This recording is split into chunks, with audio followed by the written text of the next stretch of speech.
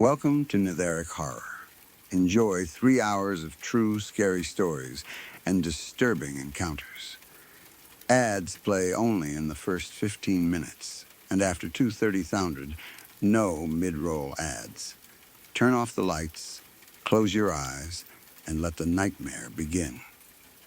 I was 11 years old the autumn my father had been gone for 3 years, and every visit to my grandparents' farmhouse still felt like walking into a room where he'd just stepped out.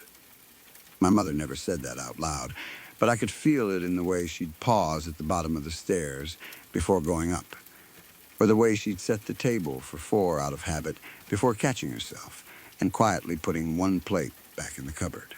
We drove up to Milden, Vermont.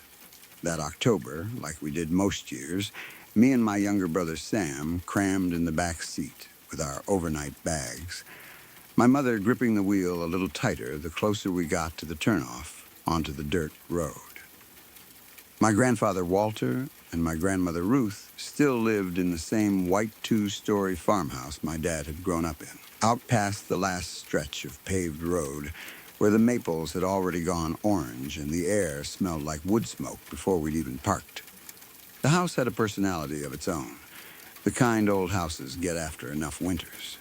The third stair from the top groaned no matter how carefully you stepped on it. The radiators hissed and clicked most of the night once the weather turned. And even in October, my grandfather kept the wood stove in the living room burning most evenings because he always said the furnace alone couldn't keep the drafts out of a house built the way this one was. Upstairs, a single hallway ran the length of the house. My grandparents' room sat at one end, the guest room in the middle where my mother and Sam would sleep, and at the far end. Just past the pull-down attic hatch built into the hallway ceiling was the small room that used to belong to my father when he was a boy. That's the room I always slept in when we visited.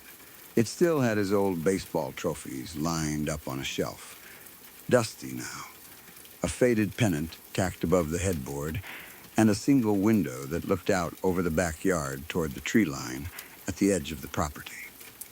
My mother always did a small ritual when we arrived at that house. One I don't think she was even aware of. She'd walk through downstairs once, checking that the front door latch caught properly, testing the window over the kitchen sink, running her hand along the edge of the back door frame where the wood had swollen a little with age. She'd done it since before my father died, my grandmother told me once, some old habit from being a young mother in a house full of drafts and loose hinges. But after we lost my dad, it seemed to matter more to her, like making sure of small locked things was a way of making sure of everything else, too. That Friday, she did her usual round while my grandmother finished up in the kitchen, and I remember her pausing a beat too long at the back door before moving on, though I didn't think anything of it at the time. We arrived Friday afternoon, and it was, in every way that mattered, a good visit. My grandmother had a pot roast going before we'd even gotten our shoes off, and the whole house smelled like rosemary and browned onions. After dinner, Sam went outside with my grandfather to help stack kindling for the stove, the two of them working in that easy, quiet way boys and grandfathers do, while I stayed in the kitchen drying dishes with my mother. She hummed a little under her breath while she washed, something she only did when she felt safe. And for a while, it felt like nothing was wrong with anything. At some point, my grandmother pulled an old photo album out of the sideboard drawer, the kind with plastic sleeves gone yellow and brittle at the corners. And we sat around the kitchen table going through it while the coffee finished brewing. There were pictures of my dad as a boy, gap-toothed and grinning, standing in front of that same porch. There was one of him at maybe 8 years old holding up a fish nearly as big as he was, my grandfather crouched beside him laughing at something out of frame. My mother's eyes went soft looking at that one, and she didn't say anything, just ran her thumb gently along the edge of the plastic sleeve. Near the back of the album, there was a photograph with a strange, scorched-looking stain creeping in from one corner, discoloring the black and white image beneath it. It showed a young boy, maybe 10, standing stiffly by the same porch steps, hands at his sides, not smiling the way kids usually do for photographs. "That's Elias," my grandmother said, tapping the photo with one finger. "Walter's younger brother. Would have been your great-uncle." She said it plainly, the way you'd mention any relative, but there was something careful in how she chose her next words. "He died young, long before either of you were born." She didn't offer more than that, and when I asked how the photograph got damaged, she just said it had gotten wet in a box up in the attic years back, before either of us kids were even thought of. My grandfather came in from outside just then with an armful of split wood for the stove, and I saw him glance over my grandmother's shoulder at the album at that particular photograph and go quiet in a way that didn't match the easy mood of the evening. "Let's not get into that tonight," he said not unkindly, and carried the wood through to the living room without waiting for anyone to answer. Nobody pushed the subject.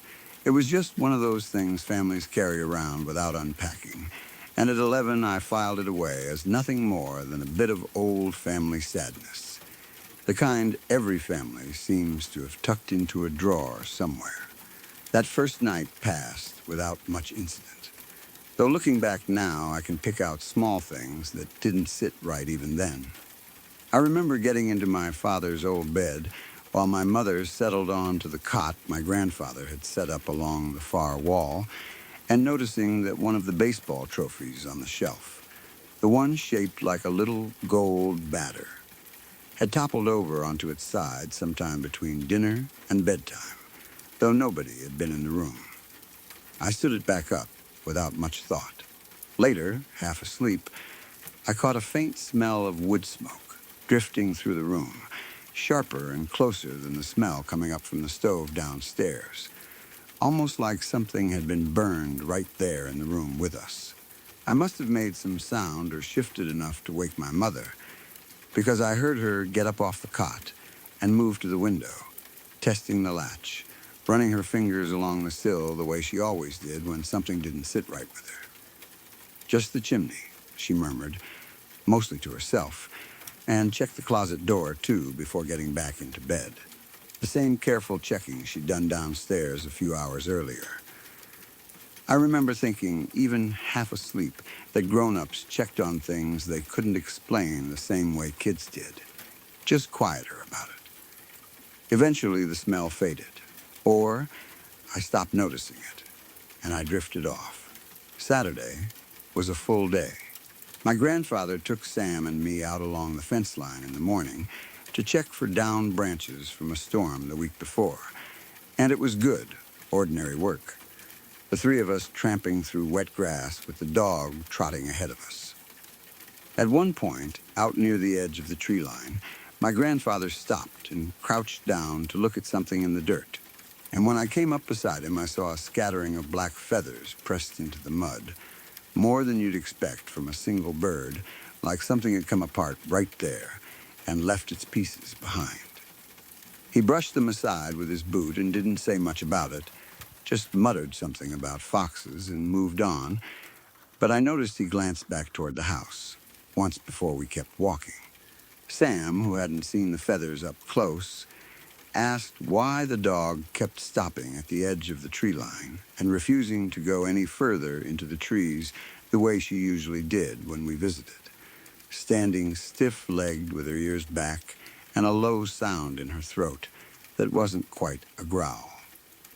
My grandfather just clicked his tongue and called her back to heel, and she came, though she kept glancing over her shoulder the rest of the walk back to the house.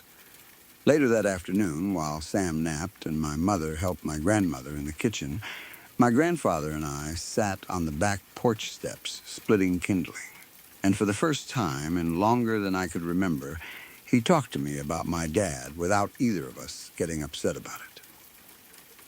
He told me about the two of them building a treehouse out past the fence one summer, about how my dad used to sneak out of that same upstairs bedroom window to meet friends down by the creek, about how proud he'd been the day my father left for college. It was the kind of conversation I'd been avoiding having with him since the funeral, some part of me flinching every time he brought my dad up.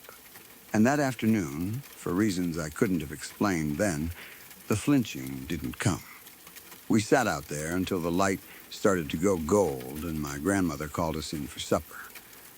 That evening felt like the best part of the whole visit. All of us around the table, my grandfather telling stories, my mother laughing in a way I hadn't heard in months. At one point, Sam asked, out of nowhere, the way little kids do, whether the dog was allowed to sleep in the hallway that night instead of downstairs by the stove, and when my grandmother asked why, he just said he didn't like how dark it got up there and left it at that, poking at his food until the subject moved on. Nobody made much of it.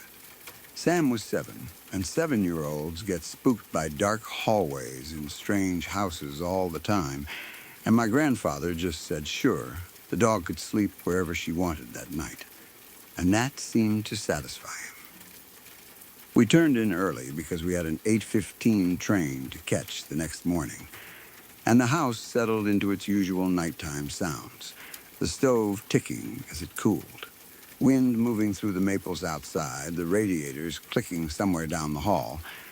I must have drifted off for a couple of hours, because the next thing I remember clearly is the glow of the digital clock on the nightstand reading 11:34 when I heard it, a crow, cawing sharp and close. Close enough that it seemed to be coming from somewhere inside the house, rather than out in the trees. I lay still for a second, telling myself it had to be near an open window somewhere. But the sound didn't fade the way an outdoor noise would. It sounded like it was coming from directly below me, from the kitchen. I slid out from under the blankets carefully, so as not to wake my mother on the cot across the room, and made my way down the hallway in the dark, skipping the third stair the way I always did without thinking about it. The kitchen was empty and dark. The window over the sink was latched shut, exactly the way it should have been. But resting on the sill, right up against the glass, was a single black feather, thin and faintly damp, though it hadn't rained at all that night. I picked it up and turned it over in my fingers, telling myself some bird must have hit the window earlier in the evening, and I simply hadn't been around to hear it happen. I set it back down on the sill and went upstairs. My mother hadn't stirred. I climbed back into bed and must have fallen asleep almost right away, because the next thing I knew, I wasn't in the bed at all. I was standing out on the dirt road in front of the house, and everything around me had that strange, flattened quality dreams get, except somehow sharper, more detailed than any dream I'd had before or since. From where I stood, I could see the whole front of the farmhouse, porch light off, every window dark, the maples behind it barely moving in the wind. Then I saw it come around the side of the house from the direction of the tree line, a shape, far taller than any person had a right to be, moving toward the porch steps with an unhurried, deliberate certainty that felt worse somehow than if it had been rushing. It didn't walk the way a person walks. It moved like something built out of smoke that was still learning how walking was supposed to look. As it climbed the porch steps, I could see its whole body wasn't solid at all. It was made of what looked like fine gray ash, constantly drifting and shifting around some shape underneath, never settling fully into any one form. At the door, it had to fold itself forward and duck its head low just to fit through, and somehow, in that dream logic way, I understood the door was unlocked, that it had simply walked in. I watched it straighten back up in the front hall and start climbing the stairs, one slow, deliberate step at a time, heading up toward the second floor, toward the hallway, toward the room where I lay sleeping. I tried to scream, and no sound came. Then I was awake, gasping, heart slamming hard enough that I could feel it in my throat, the bedroom exactly as it should be. My mother's breathing slow and even on the cot across the room. I lay there telling myself it had been nothing but a bad dream, the kind you get from staying up too late, looking at old photographs of dead relatives. And for a minute, I almost managed to believe it. Almost. But there was a weight sitting on my chest that wouldn't lift. A certainty that something in the house had shifted in the last few minutes, that the air itself had gone thinner and colder than it had been before I fell asleep. My mouth had gone dry the way it does right before you're sick, and I could hear my own pulse in my ears louder than I could hear the wind outside. Somewhere down the hall, the radiator gave one long tick, and then went completely silent. No hiss, no clank, nothing. As if the whole house had stopped breathing at the same moment I had. I made myself look toward the bedroom door. It was standing there. It filled almost the entire doorway, bent forward slightly at the neck, because the ceiling wouldn't allow it to stand fully upright. And up close I could see details the dream hadn't shown me. Its whole form moved in that same slow drifting ash, constant and restless like heat shimmer rising off summer pavement, never fully solid, never fully gone. Where a face should have been there was only a kind of hollow, a place where the ash seemed to sink inward on itself and never quite fill back in. And inside that hollow were two small, dark absences that I understood, with a certainty that had nothing to do with reason, were looking directly at me. I don't know how long I sat frozen before it moved. When it finally did, it came forward fast, faster than something that size should have been able to move through a doorway that size. And the ash making up its body seemed to lose whatever shape it had been holding and rush toward me all at once in a fine gray cloud. I felt it hit my face like a handful of cold, dry dust thrown hard, and then I was choking, gagging on something gritty at the back of my throat, my chest seizing up so tight I couldn't pull in a full breath. I remember clawing at my own throat, hearing myself make a horrible wheezing sound, and somewhere in the middle of all that, every light in the house came on at once. My bedroom light, the hallway light, even the porch light throwing a yellow glow up across the ceiling, though nobody had touched a single switch anywhere in the house. My grandfather reached me first, moving faster than I'd ever seen a man his age move, my mother right behind him already calling my name.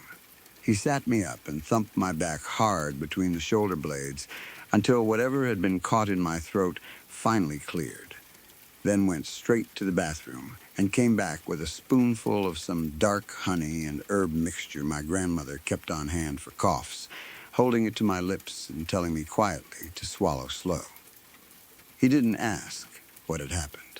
He didn't look surprised the way you'd expect a grandfather to look, finding his grandson choking and wheezing in the middle of the night. He just kept glancing toward the doorway the whole time he was helping me, jaw set tight, and when my mother crossed the room to switch off the hallway light, I saw him reach out and wipe something off the doorframe with the sleeve of his robe before she could turn around and see it. A smudge of gray, handprint shaped. At a height no child my size could have reached. I fell asleep sometime after that, wrung out in the particular way you only get after real fear, and when my mother woke me for the train the next morning, she was already stripping the sheets off my bed with a strange, tight look on her face.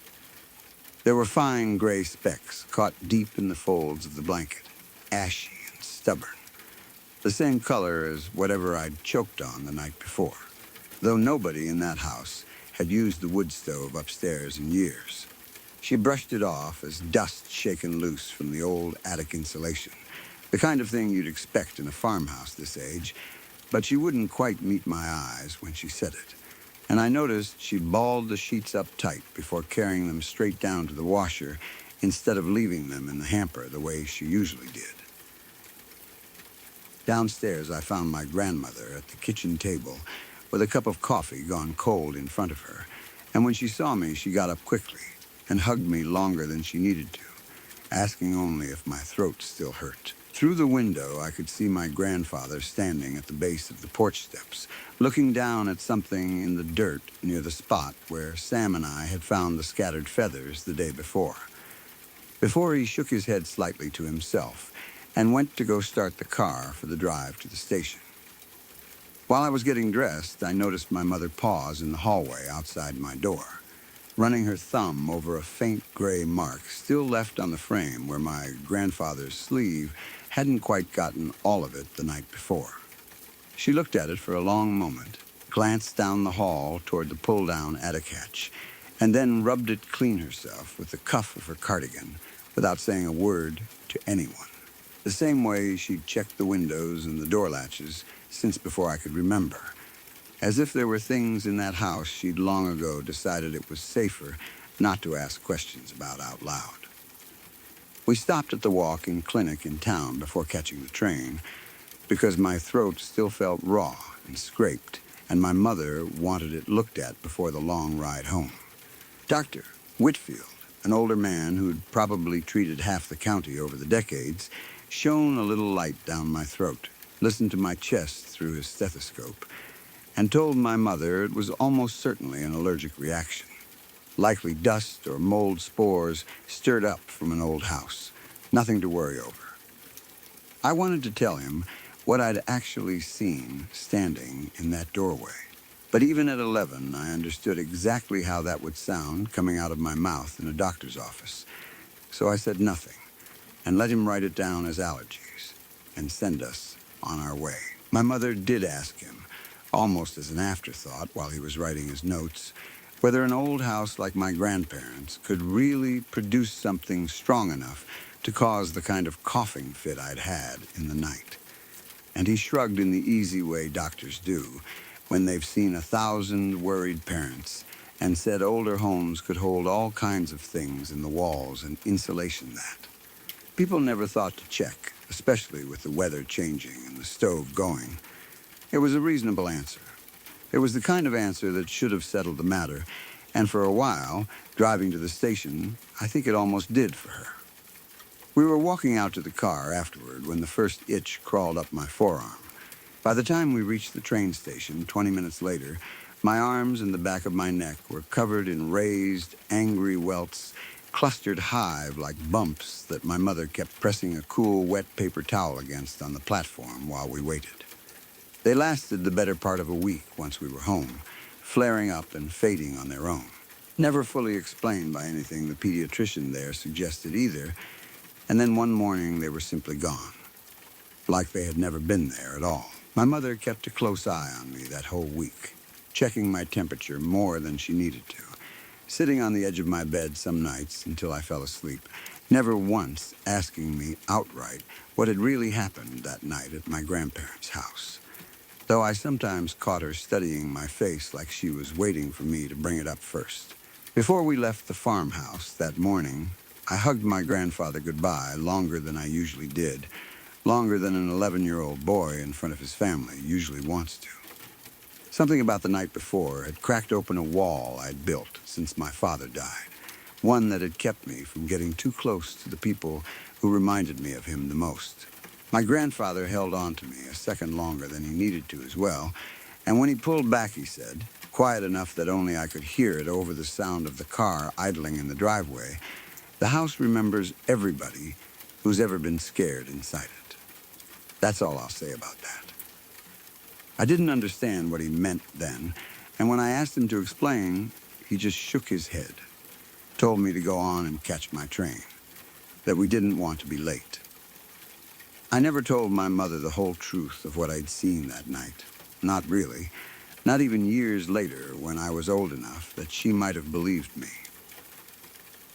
Some things get easier to talk about with time, and some things just get folded up smaller and put further back, and that night went into the second category for a long while. It wasn't until my grandfather's funeral, standing in the same living room with the same wood stove long gone cold, that my grandmother finally told me a little more about Elias. That he died in a fire that started in the attic in the winter of 1962, that my grandfather had been the one who found him, and that the family had never once in 60 years put a wood stove back in any upstairs room of that house. She didn't explain anything beyond that, and I didn't ask her to. Some questions. In that family, simply weren't meant to be answered out loud. And I've come to understand, in the years since, that this was less about protecting me from the truth than about a kind of quiet agreement the whole family had reached long before I was born, one nobody had ever needed to put into actual words. I'm 30 years old now, married, living in a house of my own a few states away, and I still think about that night more often than I'd like to admit. Something did change in me after that visit, and mostly for the better.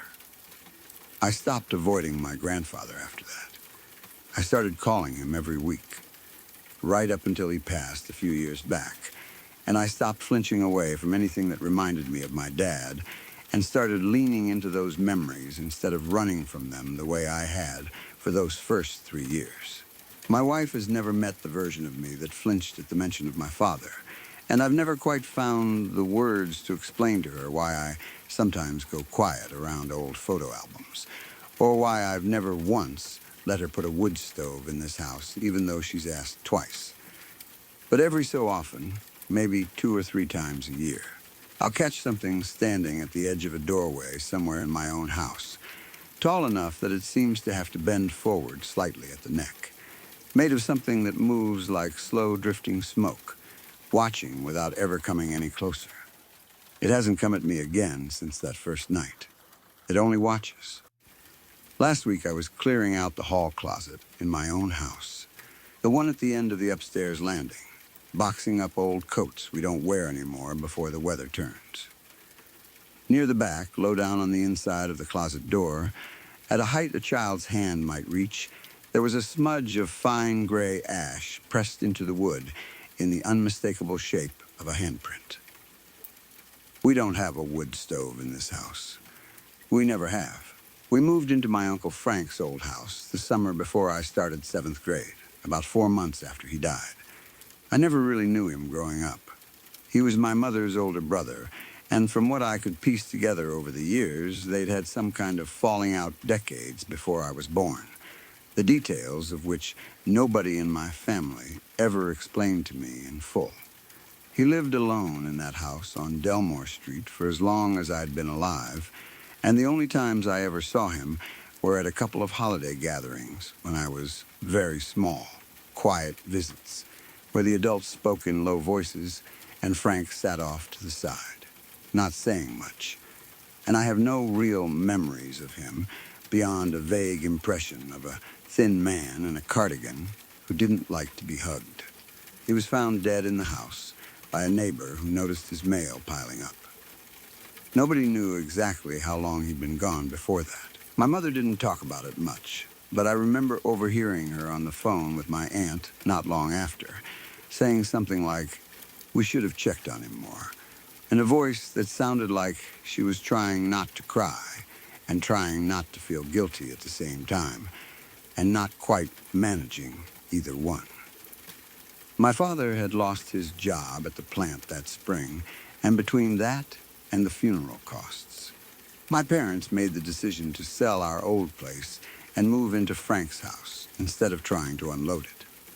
There was a strange tension in the house those first few weeks that had nothing to do with anything supernatural, just the ordinary weight of 2 adults trying not to snap at each other over money while pretending everything was fine in front of their kid. I heard them arguing in low voices more than once after I'd gone to bed, my father saying something about how he never even liked Frank, my mother telling him that wasn't the point, that they didn't have a choice, and I'd lie there listening to the unfamiliar creaks of a house that wasn't supposed to be ours, yet somehow already was.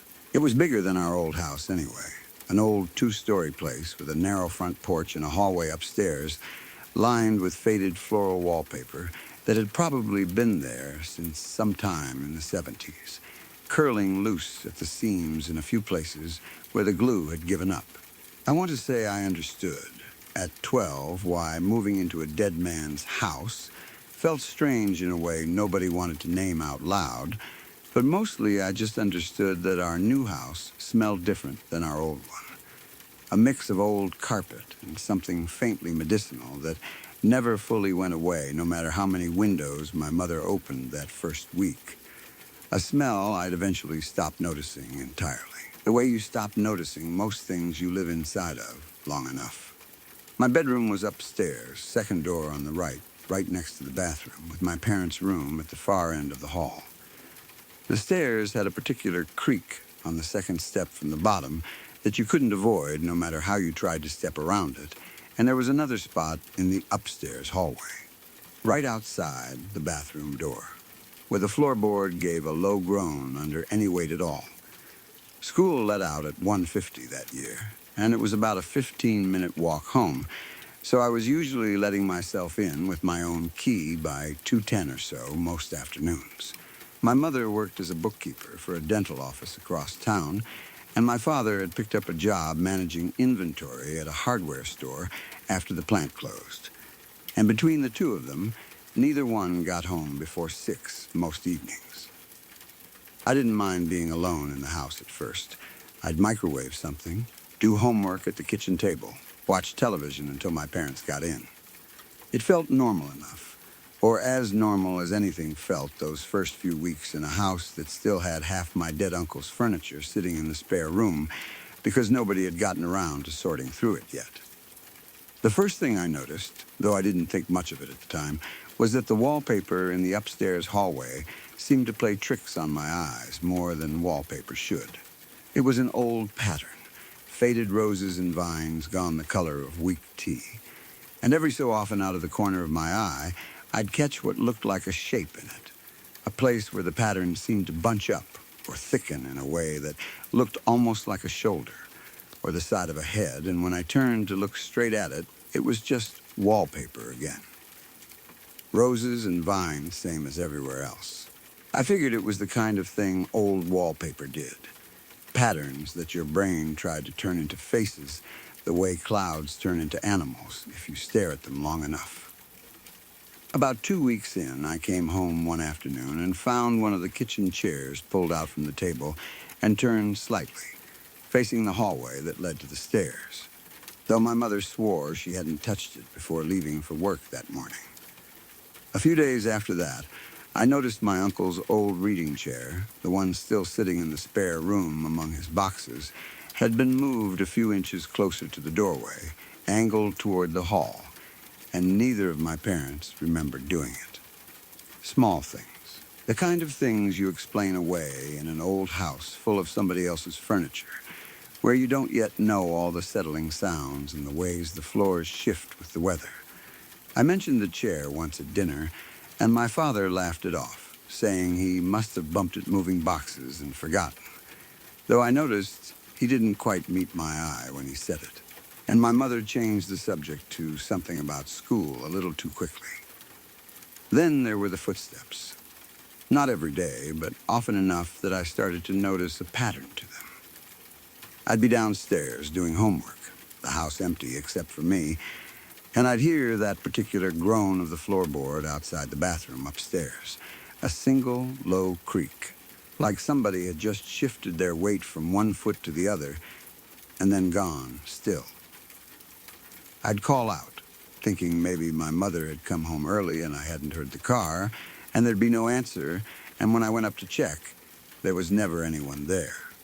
Sometimes it happened twice in one afternoon, always that same single groan and then nothing. Never a second step following the first the way an actual person walking would produce. I started keeping count of it in my head without really meaning to. The way you count something you're trying to convince yourself isn't a pattern at all. I mentioned it to my mother once, kind of joking, saying the house had a ghost, and she went quiet for a second longer than felt normal before saying something about old houses settling as the weather changed. And could I please stop leaving my shoes on the stairs? I didn't let it go entirely, though. I started paying closer attention after that. The way you do when something small keeps nagging at you and adults keep telling you it's nothing. I tried recording the hallway on my phone one afternoon, propping it up on the bathroom doorframe and going downstairs to wait. But nothing happened the whole 40 minutes I let it run, and I felt a little foolish deleting the video afterward. I asked my friend Marcus about it once when he came over to work on a school project, walking him past that stretch of hallway just to see if he noticed anything, and he just shrugged and said old houses were creepy. That was just how they were, and went back to talking about the project like nothing was wrong. He did pause, though, right at the top of the stairs, and ask if I'd left the heat off up there, since it felt colder in the hallway than it did in my room, and I told him it was probably just a draft, though I hadn't noticed any draft myself before he said it. I remember feeling almost relieved that he hadn't seen what I sometimes thought I saw, and also strangely alone in it, like whatever this was had decided it only wanted my attention and nobody else's. Around that same time, I noticed our neighbor's cat, an orange tabby that used to cut through our backyard on its way somewhere else most afternoons, had stopped coming through our yard at all. I mentioned it to my mother, half joking again, and she said cats did whatever cats wanted to do, and it probably found a better route. But I noticed she glanced toward the kitchen window when she said it, the same window that looked out over the yard the cat used to cross. One Saturday, while my parents were finally starting to sort through Frank's boxes in the spare room, I found an old shoebox tucked under a stack of yellowed newspapers, full of photographs and a few folded letters. Most of the photographs were unremarkable. Frank as a young man at what looked like a company picnic. Frank standing stiffly next to a car that had to be 40 years old. But one letter, written in handwriting I didn't recognize, addressed to nobody I could identify, had a single line near the bottom that I read over twice before my mother came in and took the box gently from my hands, saying she'd go through the rest of it herself.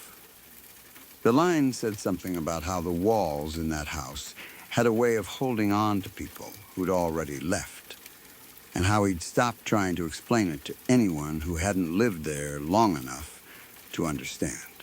She never mentioned that box again, and I never saw it after that day, though I looked for it more than once. The day everything got a lot harder to explain away started out like any other afternoon. I got home a little after 2, dropped my backpack by the kitchen table, and noticed the house felt colder than it should have for a warm September day. Cold enough that I actually checked the thermostat on my way past, finding it set exactly where my mother always kept it. I went straight upstairs to use the bathroom before starting my homework, same as most days. I'd only been in there a couple of minutes, sitting there working through what I needed to work through, when there was a knock on the bathroom door. Not a soft, testing knock either. Hard, loud, 3 sharp raps that made me jump on the seat. Mom? Dad? I called out. Because who else would it be? Nothing came back. I figured one of them must have come home early and not heard me answer. Or maybe they'd knocked and already walked off toward their room, not realizing I was in there. I finished up, washed my hands, and stepped out into the hallway, and the first thing I noticed was how quiet the house felt. Quieter than it should have felt with someone else supposedly home. Quiet in the specific way a house goes when even the walls seem to be holding their breath along with you. I checked my parents' room first. Empty, bed made, closet shut, nobody there. I went back downstairs, checked the kitchen and the living room, even glanced out at the driveway, but their cars weren't there. Just my own bike leaned up against the porch railing where I'd left it that morning. I called my mother's cell first. She picked up on the second ring, background noise of the dental office behind her, and told me she was still at her desk. Wouldn't be leaving for another couple hours.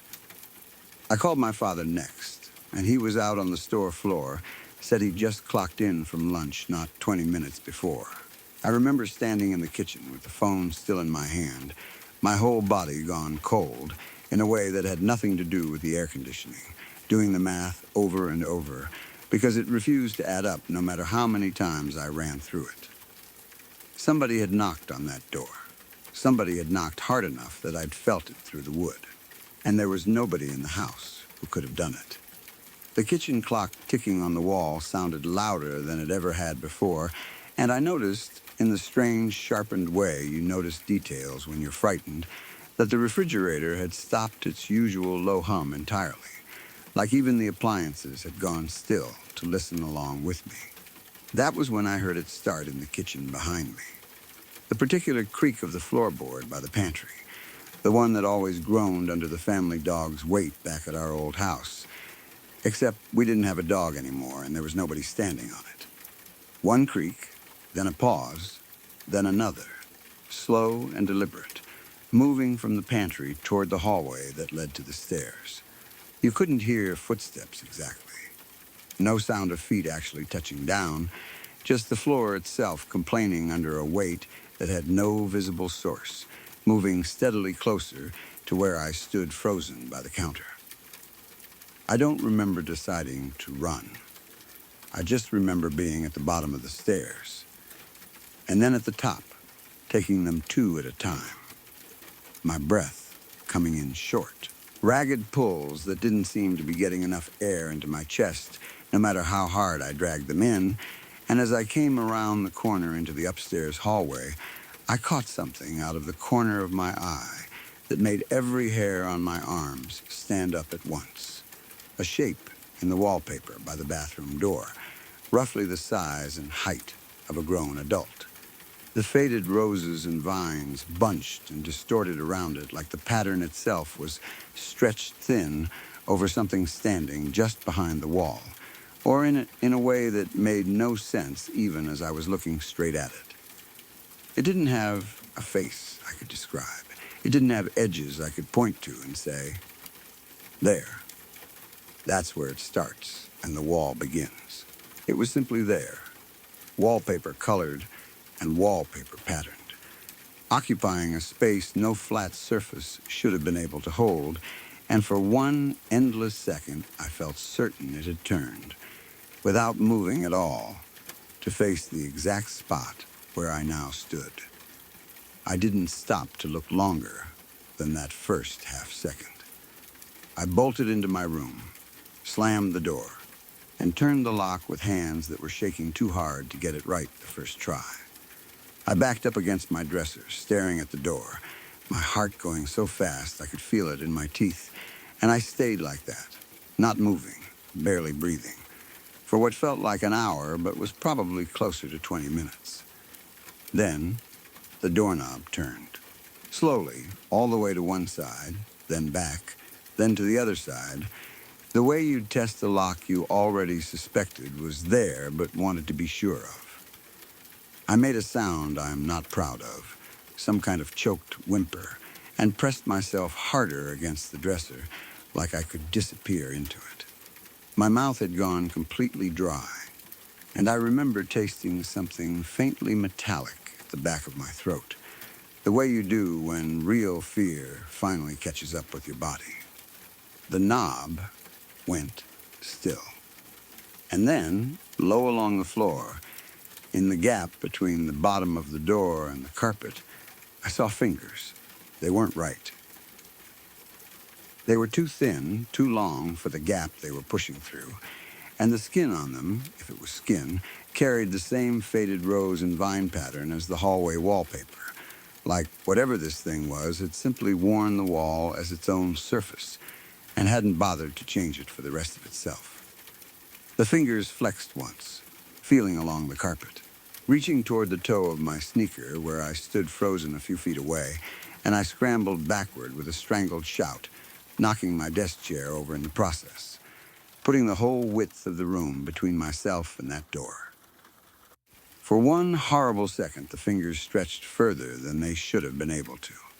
The wallpaper pattern on them stretching thin and pale at the knuckle the way skin does right before it tears, straining toward where I'd just been standing, and I pressed myself into the corner by my closet with my arms wrapped around my knees, certain that if it got even one finger around my ankle, it wouldn't let go.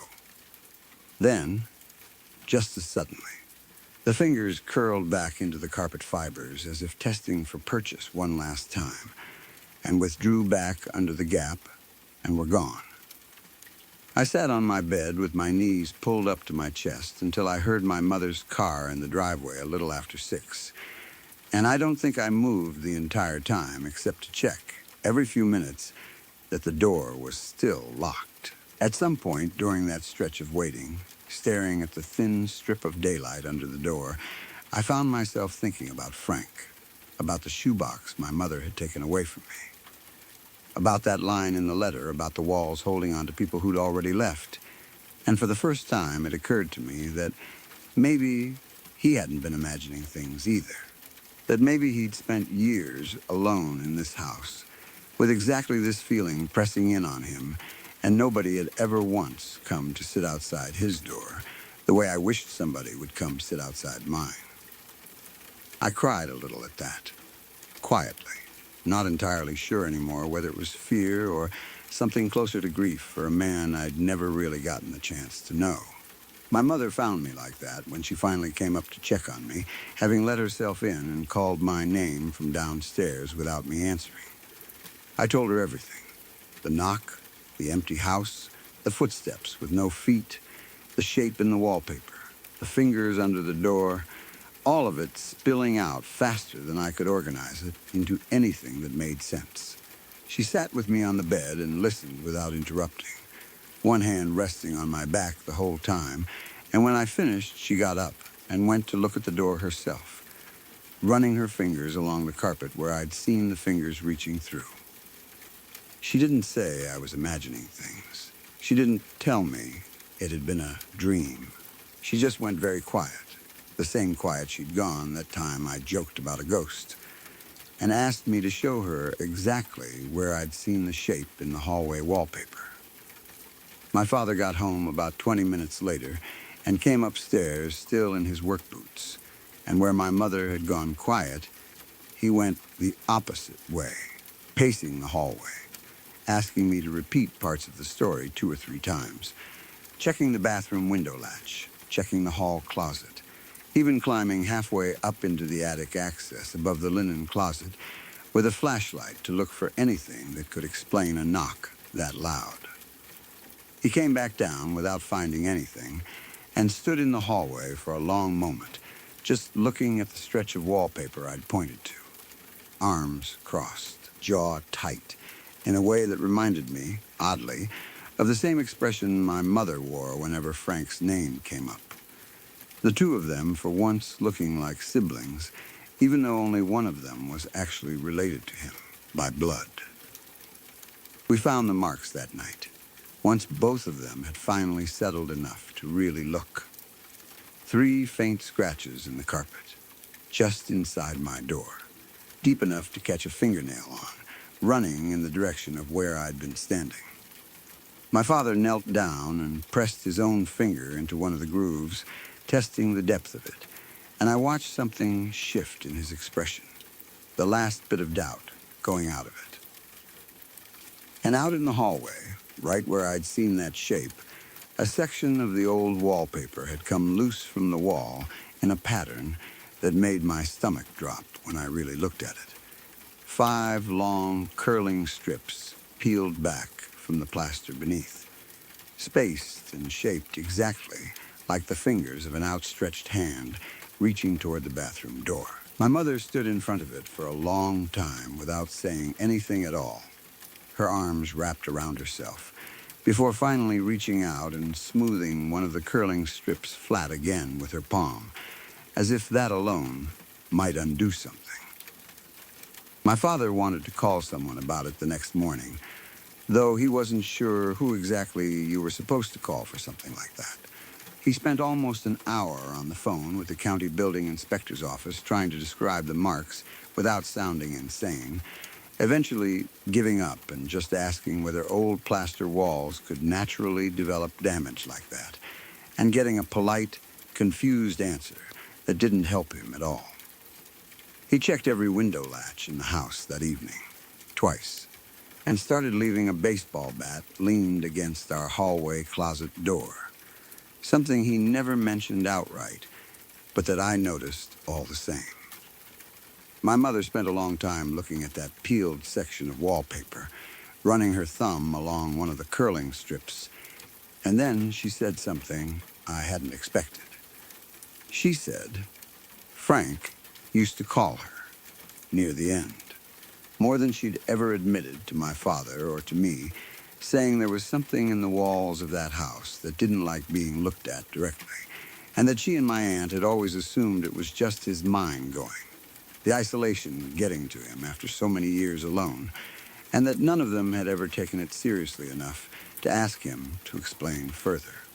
She said it in the same voice she'd used on the phone with my aunt right after he died, the one that sounded like guilt trying not to sound like guilt, and then she went quiet again and didn't bring it up after that.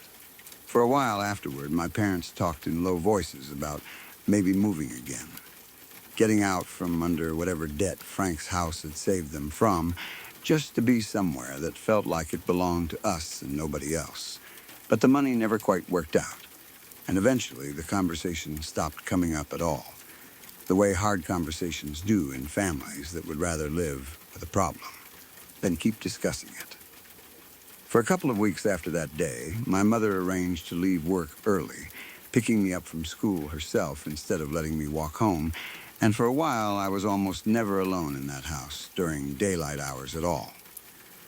Neither of us ever said out loud why the arrangement had changed. I went back to walking home on my own eventually. Once the arrangement started to feel harder to keep up than the fear itself, but I got into the habit of doing my after-school routine differently after that, using the downstairs half-bathroom off the kitchen instead of the one upstairs, keeping my bedroom door propped slightly open so I could hear the whole hallway rather than locking myself away from it, and glancing at that section of wallpaper every single time I passed it, quick and sideways, the way you check a stove burner you're almost certain you already turned off. We still live in that house. I'm 16 now, old enough that I could probably talk my parents into moving somewhere else if I really pushed for it, but some part of me has never quite been able to bring it up. Maybe because leaving would mean admitting out loud, to all of us at once, that we've spent the last 4 years quietly organizing our lives around something none of us have ever agreed to name. My mother kept Frank's old reading chair in the end, the one that used to sit angled toward the hallway in the spare room, and had it reupholstered rather than getting rid of it, which struck me at the time as a strange thing to want to hold on to, though I've come to think it was her own way of finally doing right by a brother she'd spent too many years not checking in on. My parents patched the wallpaper as best they could, though the seams never quite matched afterward. A faint discoloration where the old pattern meets the new strip they ordered to replace it. I still hear the floorboard outside the bathroom groan sometimes, when I know for a fact I'm the only one home. And every so often, out of the corner of my eye, in that same stretch of hallway, I'll catch the pattern bunching up in a shape I don't look at directly anymore if I can help it. I've gotten good, over the years, at not looking directly at it, the way you get good at not looking directly at the sun.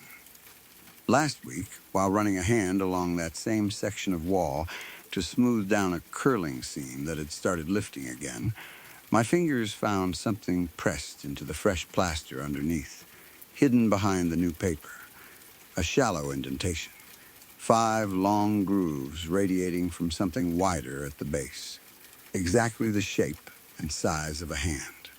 I stood there for a while with my palm resting flat over it, not quite able to make myself pull away, and it was only when the floorboard behind me gave its familiar low groan, right on schedule, that I finally did. I have never told this story to anyone outside my own family, and even within it, we mostly pretend it never happened at all.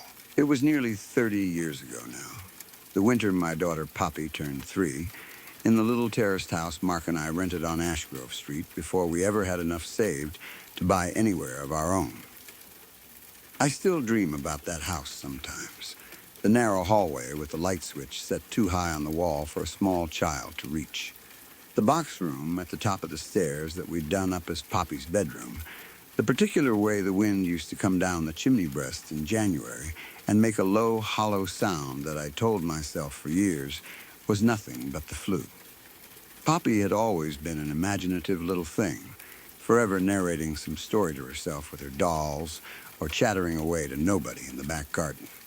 So when she came in from playing one October afternoon and announced that she had a new friend called Bobby, I didn't think twice about it. She described him when I asked, in the vague, unbothered way small children describe things that don't need describing to them. A boy, a bit bigger than her, she said, who liked the garden and didn't like loud noises. And when I asked where he lived, she just pointed generally toward the back fence and lost interest in the question entirely. Lots of children have imaginary friends. I'd had one myself as a girl, a rabbit called Mr. Tumbles, who supposedly lived under my bed and had very strong opinions about bedtime. I expected Bobby to be the same sort of thing, a phase that would run its course over a few weeks and fade out the way these things usually do. What I didn't expect was how quickly it settled into our routine and how insistent Poppy became about the details. Within a fortnight, she wanted a place set for Bobby at the table every mealtime, an actual plate and a little cup. And she'd get properly upset if I forgot and only laid 3 settings instead of 4, standing at her chair with her arms folded and refusing so much as a single mouthful until the 4th place was put right in front of her. She wanted a cushion put down on the floor beside her spot in front of the telly so Bobby could watch cartoons with her of an evening. And she'd chatter away to the empty cushion in a running commentary the whole time, laughing at things I couldn't hear, occasionally going quiet and nodding along as though listening to a reply. She started insisting, too, that her bathwater not be run too hot, telling me quite seriously that Bobby didn't like it. And when I asked her, half joking, how Bobby knew what temperature the bath was if he wasn't even getting in it, she just looked at me like I'd asked something rather stupid and said he could feel the steam from wherever he was. My sister Jean came round for tea one Sunday that autumn and sat through one of Poppy's little conversations with the empty cushion, watching with an expression I couldn't quite read. And afterwards, drying up at the sink while I washed, she asked me, careful not to make too much of it, whether I thought it was all a bit much for a child her age. I remember bristling slightly, telling her all the books said it was perfectly normal, and Jean just nodded and didn't push it, though she glanced toward the front room once more before she left that evening. The way you glance at something you've decided not to mention twice. I'll admit it unsettled me more than I let on, especially the evenings she'd suddenly stop mid-sentence, tilt her head and say something like Bobby says, "That's not funny," in response to some joke I hadn't made. Mark thought it was sweet, mostly, and told me I was overthinking it, that all kids went a bit strange at that age, kissing the top of my head on his way past in the way he did when he considered a worry already settled. I went along with the 4th place setting and the spare cushion for about a week, feeling increasingly uneasy about it, and then one evening, after Poppy had gone to bed, I sat up with a couple of library books on toddler development that I'd taken out that afternoon on my lunch break, half hoping and half dreading what I might find in them. What I found instead was reassuringly ordinary.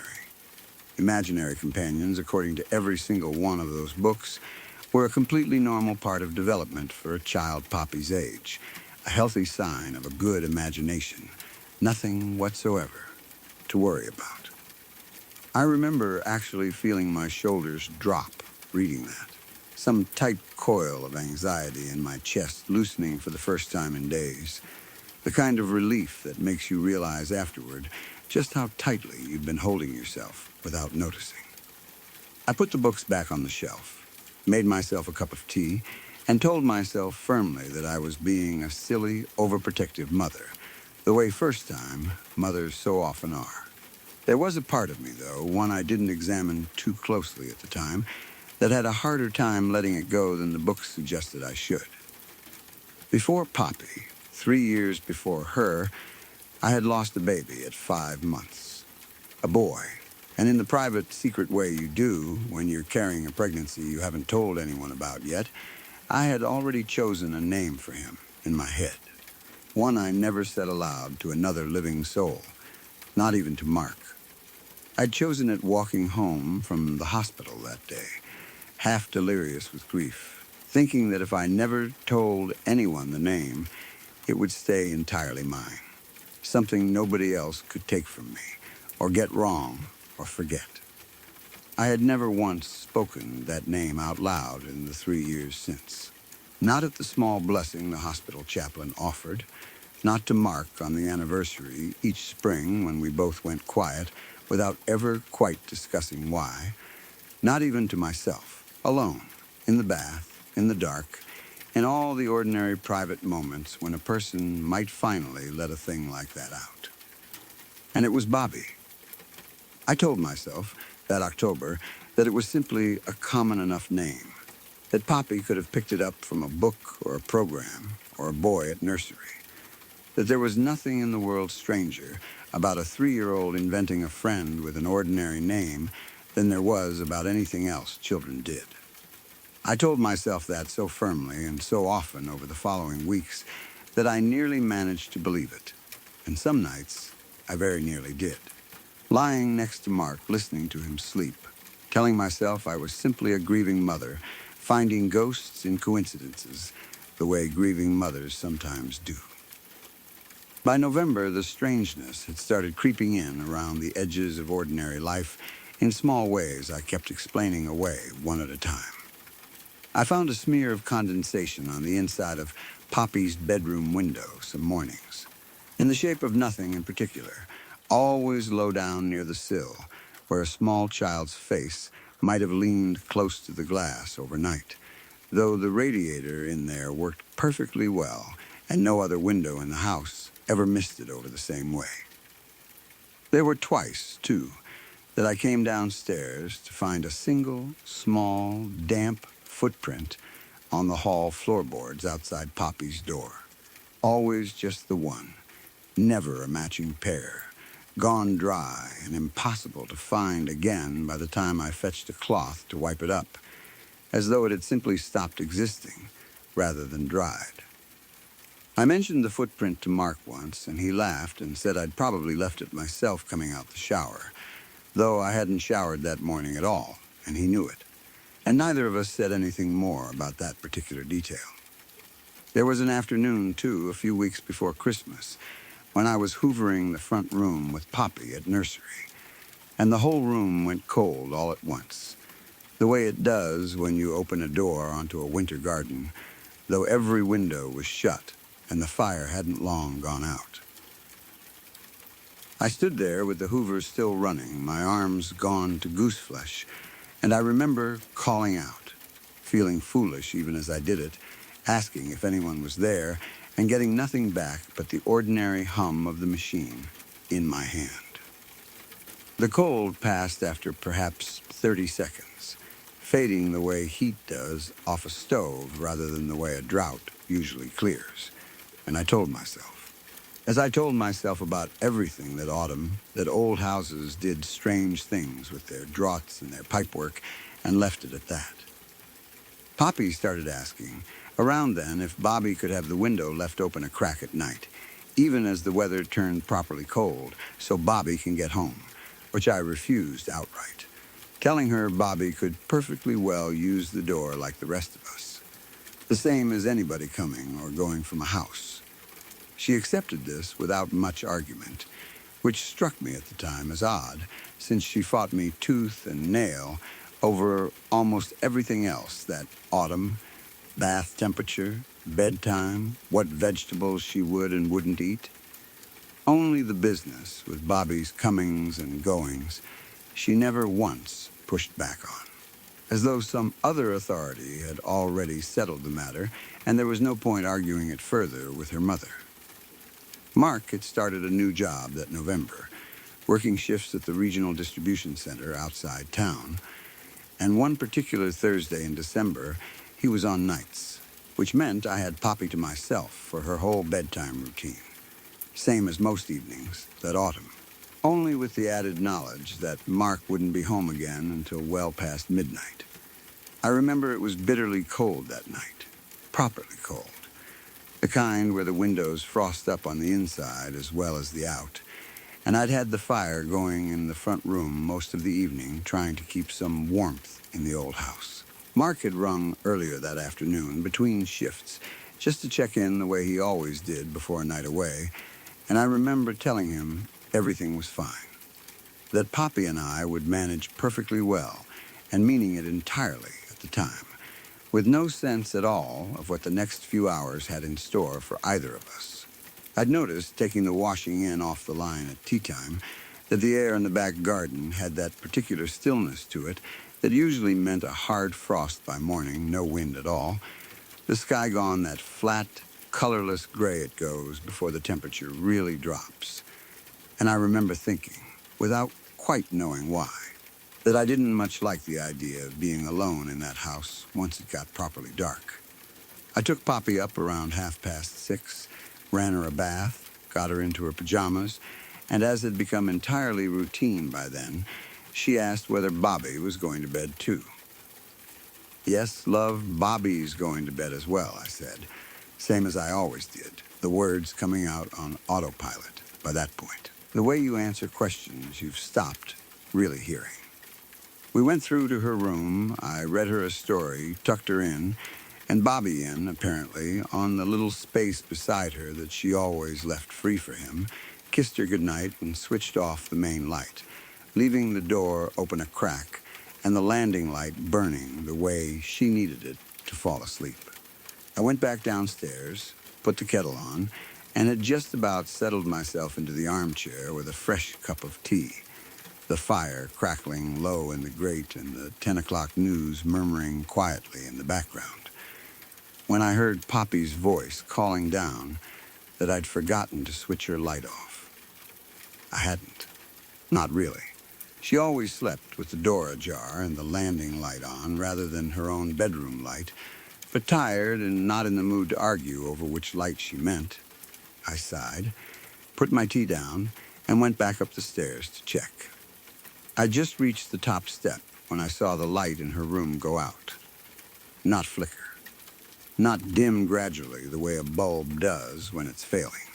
It simply went from on to off, all at once, the strip of yellow light under her door vanishing instantly, the way it does when someone flips the switch at the wall.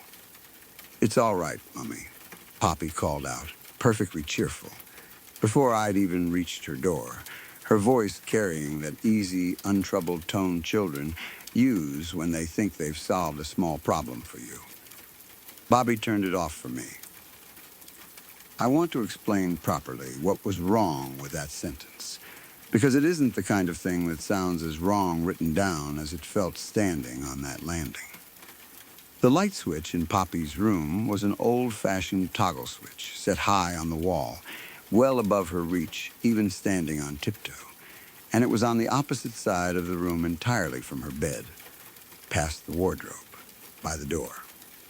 There was no way, none, for a light to go out from that switch without somebody crossing the room and physically flipping it. And I had been standing directly outside that door within a second or two of hearing her call out. Nobody had come out. Nobody had gone in past me. I would have felt it, heard it, seen it, in a hallway that narrow. I even found myself, in that frozen moment, running through every possible rational explanation I could think of. A drought, catching the toggle just so. Some fault in the wiring that had been building for weeks.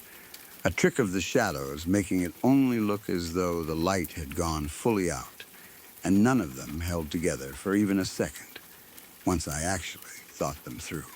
I pushed the door open, and Poppy was exactly where I'd left her, tucked up under her covers, perfectly content.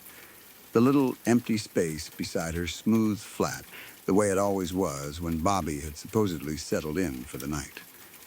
I stood frozen in that doorway for what felt like a very long time, unable to make my legs carry me either into the room or back out of it.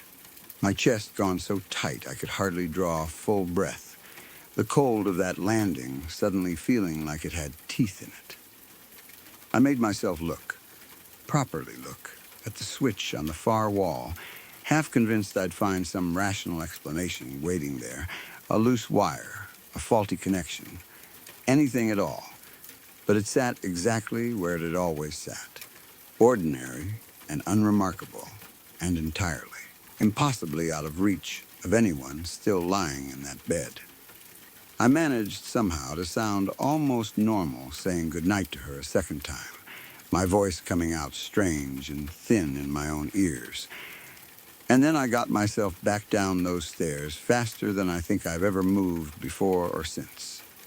I went straight to the phone in the hall and rang the distribution center, asking whoever answered to fetch Mark urgently. And when he came on the line, I must have sounded so completely undone that he asked his supervisor there and then if he could leave early, some sort of family emergency, and was told to go. The 40 minutes I spent waiting for him to get home were some of the worst of my life. I sat on the bottom stair with my coat still on, though I hadn't been outside, unable to settle anywhere further from the front door, and I remember thinking with total clarity that I could not have gone back up to that landing for any reason at all. That if the house itself had caught fire, I genuinely do not know whether I could have made myself climb those stairs again. When Mark finally got in, white-faced from the cold and from whatever he'd imagined on the drive over, I told him everything in a rush that barely made sense even to me, and to his credit, he didn't dismiss a word of it. Not that night. We went up together, both of us, and checked on Poppy, who was fast asleep and looked entirely undisturbed, one small hand resting on the flat, smooth down patch of duvet beside her, the way it always did. It was Mark's idea, quietly, in the hallway, that we bring her through to sleep in our bed for the rest of that night, just to be safe, and I have never in my life agreed to anything faster. He went in first to lift her, careful not to wake her fully, murmuring something soft about a special sleepover in Mummy and Daddy's bed. And I stood in the doorway holding her blanket, my whole body braced for something I couldn't have named even to myself. And that was when the temperature in that little room dropped hard enough that I watched my own breath turn visible in front of me. A thing that had never once happened in that house, even in the depths of winter, with the heating off, for hours. The wardrobe door, latched shut, swung open on its own with a low groan of old hinges, and as Mark lifted Poppy clear of the bed, I felt something close around my wrist from behind, over the blanket I was holding. A grip cold enough that it burned, tightening hard enough to make me cry out and nearly drop what I was carrying. Mark spun round with Poppy already half woken and grizzling in his arms, and whatever had hold of me let go the instant he moved, the cold retreating from my skin so fast it left a strange tingling ache behind, like the feeling after you've held snow too long in a bare hand. The wardrobe door, still swinging gently on its hinges, went still all at once, as though whatever had opened it had simply lost interest the moment Mark had Poppy properly clear of the bed, and for one dreadful second I had the powerful certain sense that we had interrupted something rather than ended it. We didn't stop to look at anything else. We got Poppy through to our room, shut the door, and neither of us slept a wink the rest of that night, taking it in turns to sit up in the dark listening to a house that had gone, if anything, unnervingly quiet, the kind of quiet that feels deliberate rather than empty. In the morning there was a mark round my wrist, pale and faintly blistered in a band the width of a small hand, tender enough that I flinched wearing my coat sleeve over it for the better part of a week, and no amount of hot water or ordinary sense could explain away what had left it. 5 faint lines curling round the inside of my forearm, as though something had gripped me with fingers far too long and far too thin to belong to any child, however small. Mark held my arm gently that morning, turning it over in the light from the kitchen window, and I watched him try 3 or 4 times to start a sentence that might explain it away before giving up and simply holding on to my hand instead, which frightened me somehow more than if he'd managed to find an explanation after all. Out on the landing, exactly where I'd been standing, there was a single damp footprint pressed into the carpet pile, child-sized, bare, and freezing cold to the touch when I crouched down and pressed my fingers into it before it had dried, though the heating had been on all night and every other surface in that house was warm. Mark photographed it on the little camera we kept for holidays, though when the film came back from the chemist's a fortnight later, that particular frame had come out entirely blank. Just a square of gray nothing where the footprint should have been. The two photographs either side of it perfectly clear. Poppy slept through most of the following day, worn out, I told myself, from the disruption of the night before, and for those first 24 hours, neither Mark nor I quite found the words to discuss what we'd do next. We talked in low voices in the kitchen after she'd gone down for her afternoon nap, going round and round the same impossible details, the switch, the cold, the mark on my wrist, without ever once landing on anything that felt like a decision. It was Mark, in the end, who said what we were both thinking, that whatever this was, it couldn't be allowed to carry on the way it had been, that we owed it to Poppy to put a stop to it however we could, even without understanding what exactly it was we were stopping. It was 2 days later, once I'd found something close to my nerve again, that I sat Poppy down after breakfast and told her, as gently and as firmly as I could manage, that Bobby couldn't come and play with her anymore, that it was time for him to go home for good.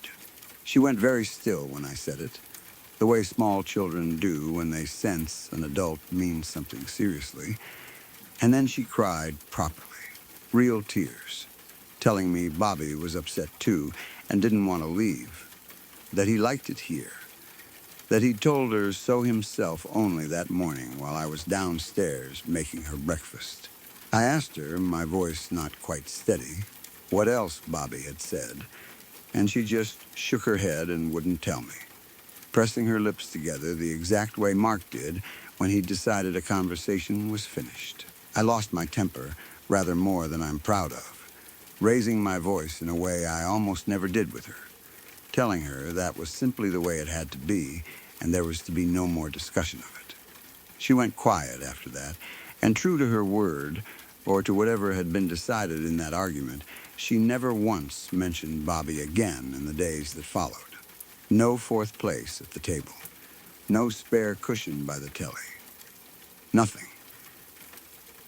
The house itself seemed to settle in the days after that conversation, or at least nothing else happened that I could point to and name.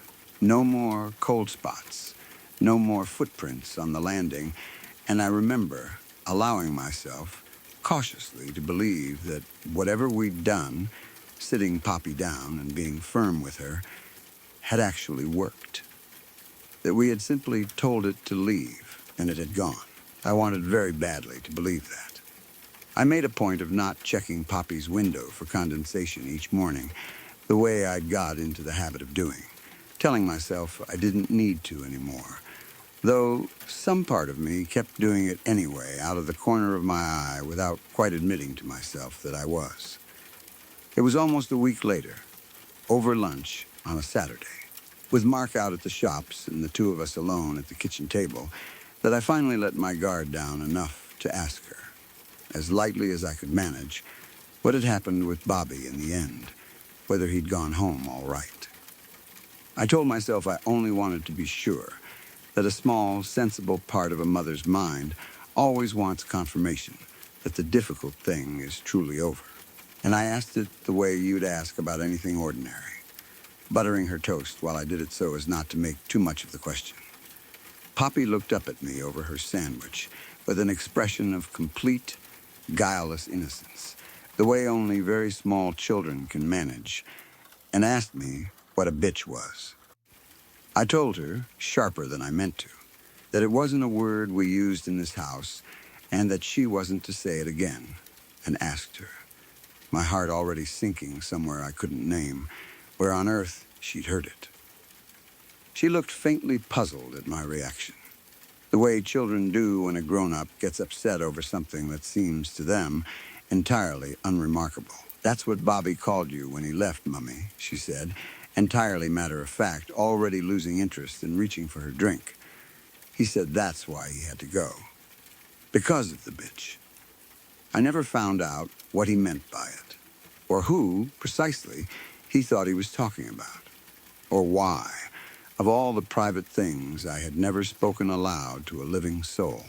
He had chosen the one name I'd never told anyone, and used it to introduce himself to my daughter before he ever said a single word to me. I have turned that single detail over more times than I can count in the 30 years since, in the small hours when sleep won't come, trying to decide whether it means what I have always privately feared it might mean. And I have never once managed to land anywhere that lets me stop thinking about it entirely. We moved out of that house 18 months later, and I have never gone back to Ashgrove Street since, not even to drive past it.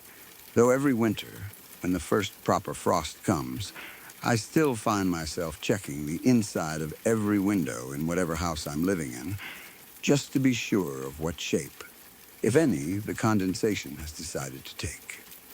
Last December, in the new house Mark and I have lived in for going on a decade now, I found one, low down in the corner of the spare room window, small and faint and gone before I could look at it properly a second time, in a shape I have spent every day since trying very hard to convince myself was nothing at all. The summer before my junior year of college, my grandmother died, and I moved into a rented room in a falling-down old house 3 blocks off campus about 6 weeks later.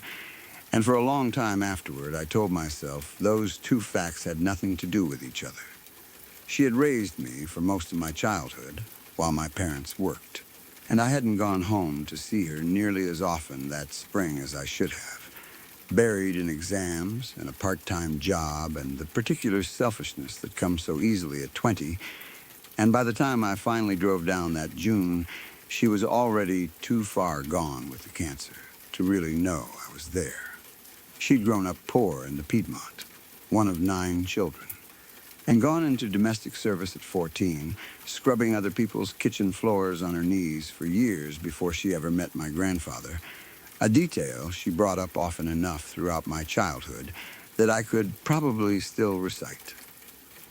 Word for word, the story of the particular brand of lye soap the family she worked for had made her use, and how it had left the skin of her knees permanently roughened, a patch of scar tissue she used to let me touch as a little girl, telling me it proved a person could survive just about anything if they had to, her voice always going a little distant and a little proud whenever she told it, as though the scars were something she'd earned rather than something that had simply happened to her.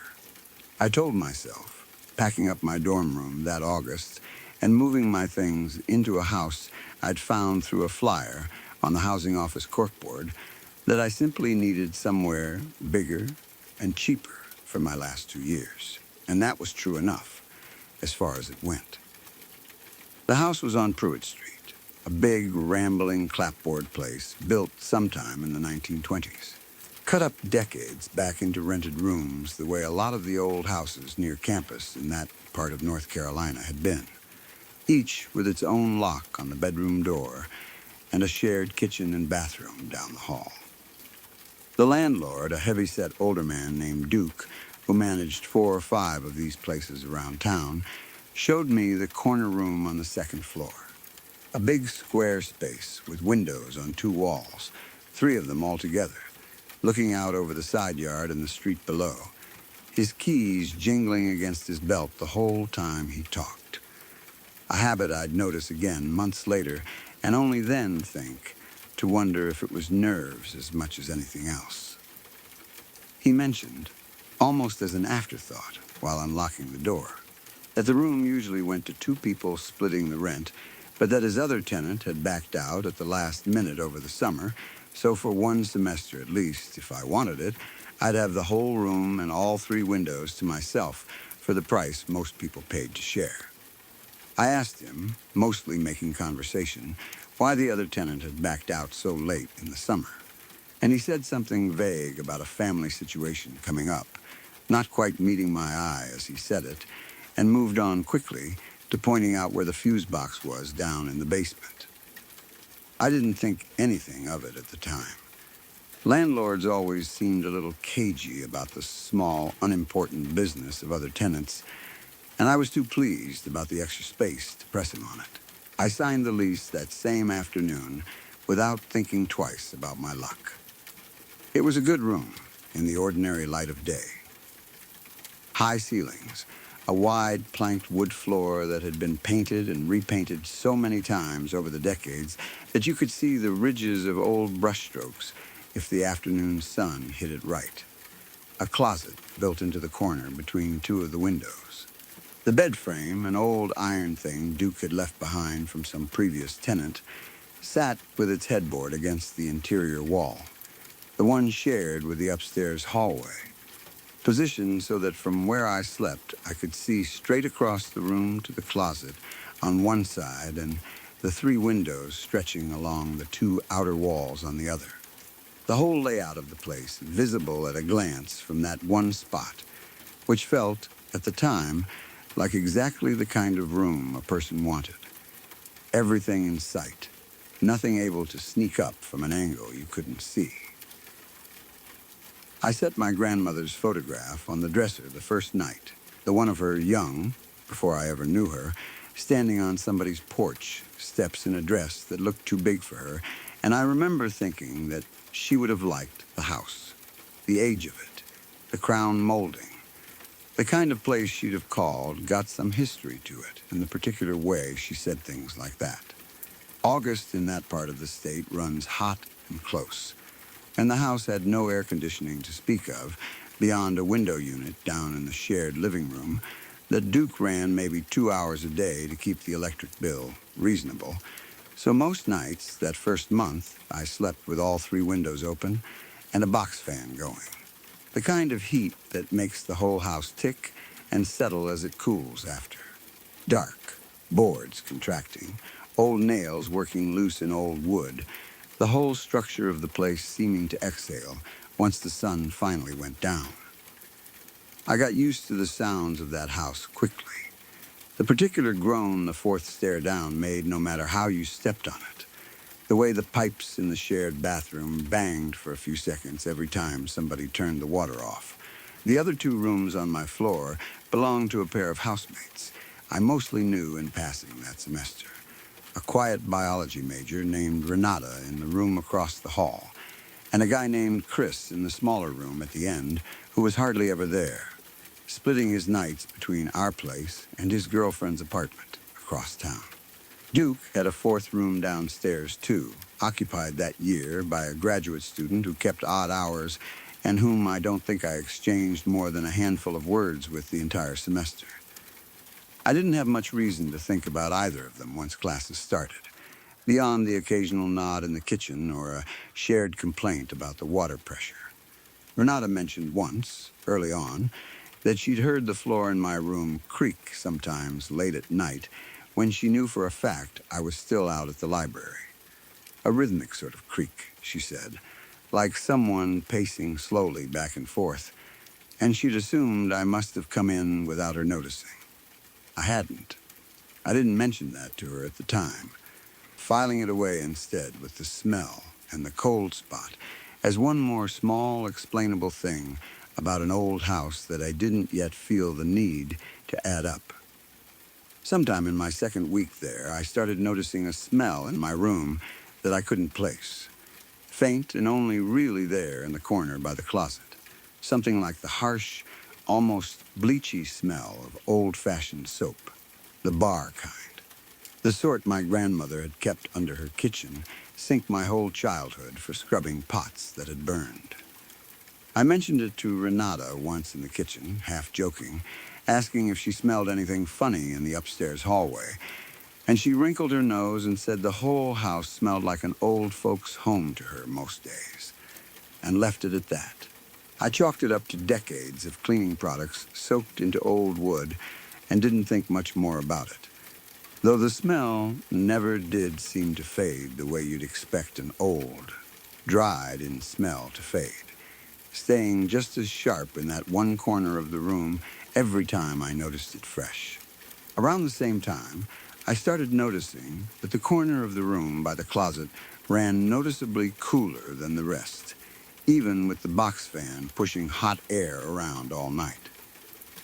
I'd stand there some mornings getting dressed and feel a distinct chill against my bare feet on the floorboards, a cold that didn't match the rest of the room at all, gone the second I stepped away from that particular spot, as though I'd crossed some invisible threshold back into an ordinary August morning.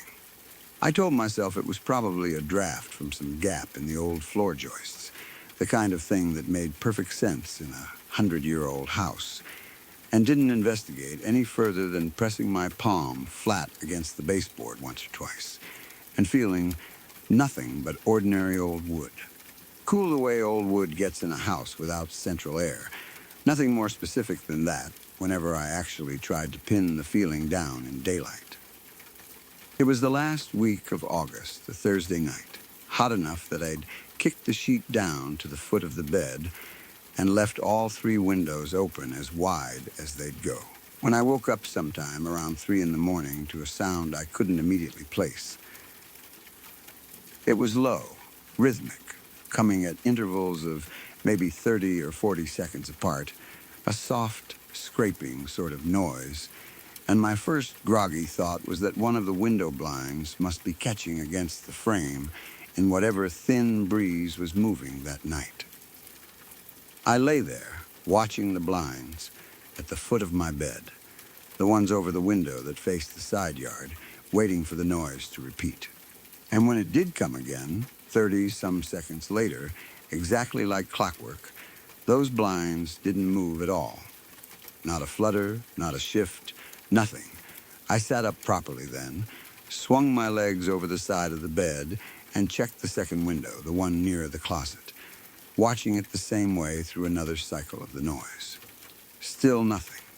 I checked the third window, too, the one closest to the street, standing right beside it this time so I'd feel any breeze against my own skin if there was one strong enough to move a blind, and the noise came again right on schedule while I stood there in dead still air. I sat back down on the edge of the bed and made myself actually listen to it properly, instead of just registering it as background noise to explain away. It had a texture to it I hadn't paid attention to before. Not quite a scrape and not quite a breath. Something with an edge of a whisper folded into it, like somebody dragging a single word out slow and low under their breath. Patient, in a way that made my skin prickle even before I'd worked out what unsettled me about it. I found myself sitting there in the dark, trying to shape my own mouth around the rhythm of it, silently, barely moving my lips, and when I did, when I slowed it down and let the syllables land the way the sound seemed to want them to land, it came out sounding like 3 words pushed together, raspy and drawn out. She, ma knees, I told myself, sitting there with my heart going a little faster than it should have for something so small that it was almost certainly somebody outside messing with me. Some drunk kid from one of the other student houses on the street thinking it would be funny to whisper nonsense outside a stranger's open window at 3 in the morning. The sort of thing that would make a good story to tell at a party later, at somebody else's expense. I even got up and looked out each of the 3 windows in turn, scanning the side yard and the street below, the little strip of grass between our house and the neighbors, and saw nothing. No shape moving.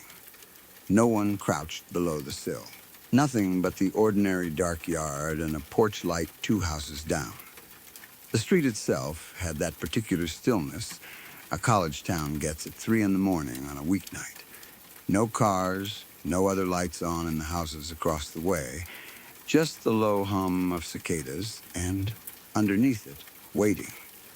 That same patient rhythm starting up again the moment I stepped back from the glass. I'd gone back to sitting on the edge of the bed, working up the nerve to just lie back down and try to sleep through it, when the sound came again, except this time it wasn't from any of the windows at all.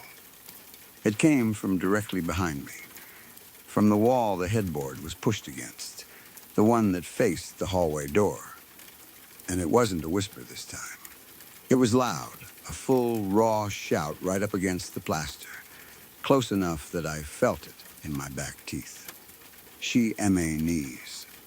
I was off that bed and across the room so fast I barely remember the actual movement, just the sensation of suddenly being upright and several feet away with my heart slamming so hard I could feel it in my throat. My bare feet stinging against the painted floorboards as I backed up until I hit the doorframe. I turned on every light in that room, the overhead fixture, the desk lamp, the little reading light clipped to my headboard, and checked behind the bed first, certain I'd find somebody crouched there, and there was nothing but the wall, ordinary and blank. Not even warm to the touch when I pressed my palm flat against the plaster the way you check a stove burner you already suspect is cold. I checked the closet next, shoving the hanging clothes aside, checked under the bed on my hands and knees with the desk lamp angled down into the dark space there, and found nothing in either place but dust and a single lost sock. The ordinary, mundane clutter of a room that gave absolutely no sign, in the full glare of every light I owned, of anything having been there at all.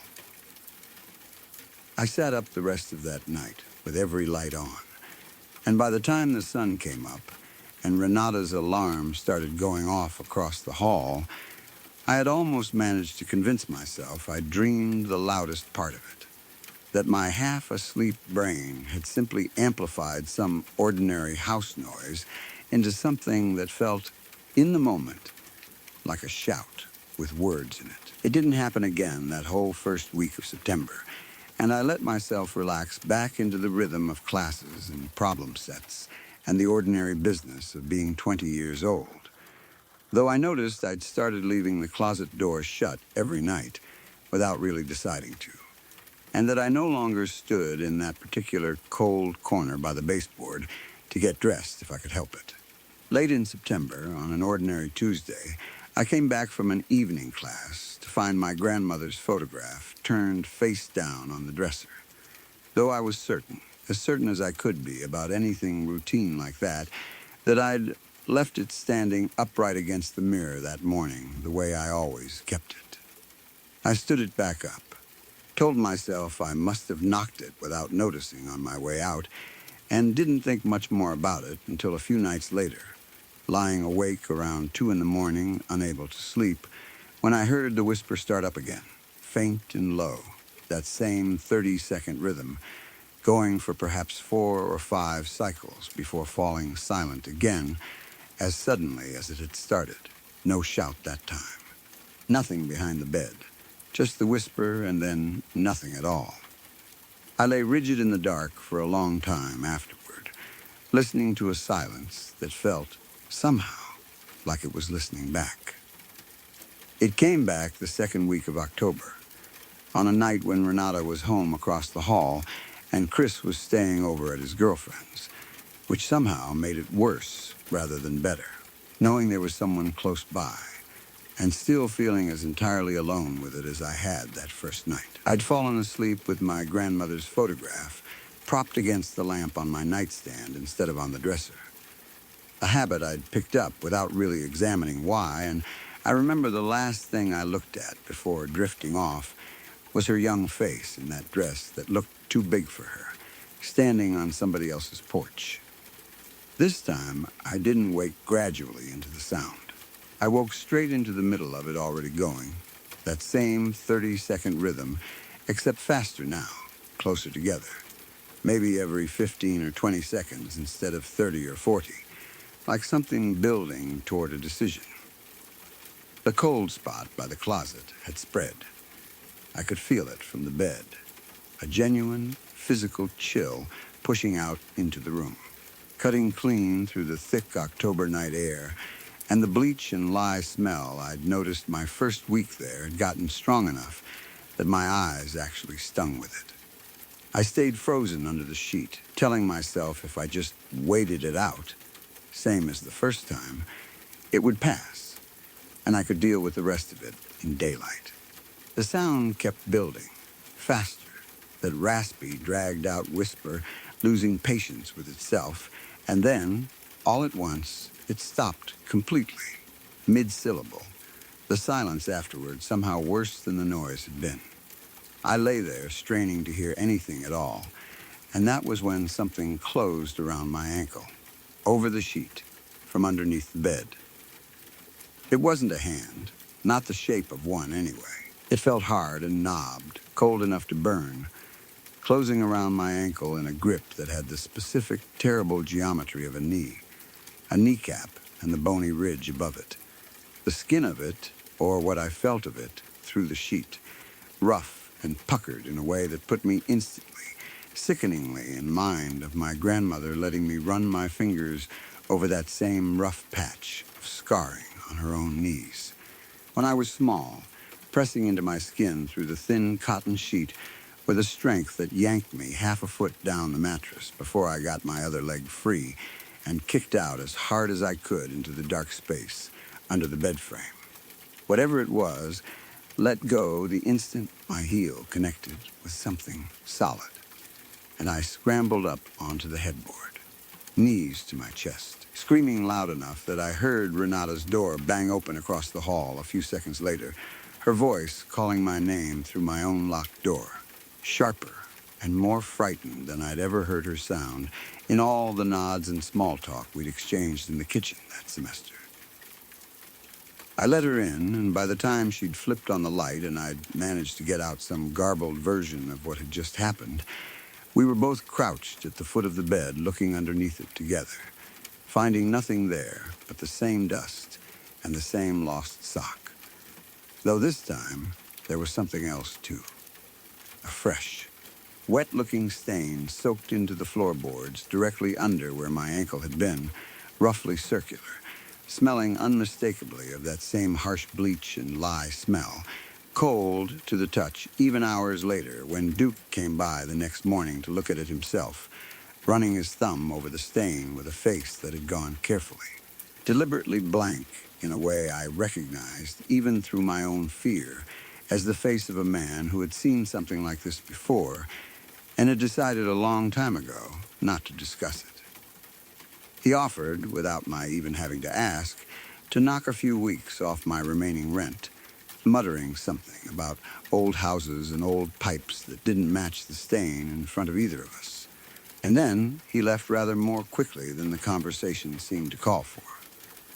I spent the rest of that week sleeping on Renata's floor with my own mattress dragged across the hall, unwilling to spend even a single night back in that room until I'd made arrangements to leave it behind entirely, jumping at every ordinary creak the house made after dark in a way I never had before that October. Renata sat with me at the kitchen table for a long while after Duke had gone, and it was there, over coffee neither of us actually drank, that she finally told me what she'd apparently known in some vague second-hand way since before I'd even moved in. She said Duke's previous tenant, the one who'd backed out that summer before I signed my lease, hadn't backed out over any family situation at all, at least not the way he'd made it sound to me. She'd heard from a friend of a friend who'd lived in the house 2 years before that the room had a habit of running through people faster than the others in the house did, nobody ever staying past a single semester if they could help it. Though nobody she'd talked to had ever described anything as specific as what had just happened to me. She said it carefully, watching my face the whole time, the way you tell someone something you're not sure they're ready to hear, and I remember being grateful, in a strange, exhausted way, that she didn't try to explain any further than that. I kept my ankle wrapped for the better part of 2 weeks after that, a ring of raw, bruised skin circling it in a shape that made an odd kind of sense once I finally let myself really look at it, 5 points of deeper bruising spaced the way knuckles might sit around a kneecap, pressed hard into flesh. Though nothing about that explanation held together for more than a second, once I actually tried to picture it happening the ordinary way. A doctor at the campus clinic looked at it, asked twice how exactly I'd hurt myself, and wrote down something non-committal about a possible sprain when I couldn't give her an answer that made any sense. Though the bruising, she admitted, looked more like a hard, deliberate grip than any twist or fall could account for. I moved out of that room before the semester ended, breaking the lease and eating the last month's rent rather than spend one more night in it. And Duke, for what it was worth, didn't argue with me about the money the way I half expected him to, signing the paperwork to release me from the lease with the same carefully blank expression he'd worn looking at the stain on my floor, as though he'd been through this particular conversation with a tenant before and had long ago stopped bothering to pretend otherwise. Renata told me, the week I was packing up, that she'd looked into the house's old records once out of curiosity, back when she'd first moved in, and found only that it had been split into rooming units sometime in the 50s, with nothing on record before that beyond a single family name attached to the original deed, a name she said she couldn't quite remember now and didn't especially want to look up again on my account. I never went looking for it myself either. Some things you learn not to go chasing after you've already felt the shape of an answer close around your ankle in the dark. The way you learn, eventually, not to lift certain rocks in a garden once you already know, without needing to look, what's likely to be underneath. I'm 34 now, married, with a house of my own a few states north of that town, and most nights I don't think about that room at all. I finished the degree, moved on, built the sort of ordinary adult life that makes a story like this feel, most of the time like something that happened to somebody else. But I never did manage to fully let go of the particular guilt that had sent me looking for a bigger, cheaper room in the first place. The sense that I owed my grandmother more attention than I'd given her those last months, and I've come to think, in the years since, that whatever was in that room found something in me worth answering that first night, precisely because I'd arrived there already, carrying it, already primed, in some way I couldn't have explained to anyone, to recognize the sound of someone who'd spent a life on her knees and never once been thanked properly for it. I kept my grandmother's photograph, the one of her young on somebody's porch steps, and it sits now on a dresser in my own bedroom, the same way it sat on that one in the corner room on Pruitt Street. I've never told my husband the whole story, only the bare outline of it.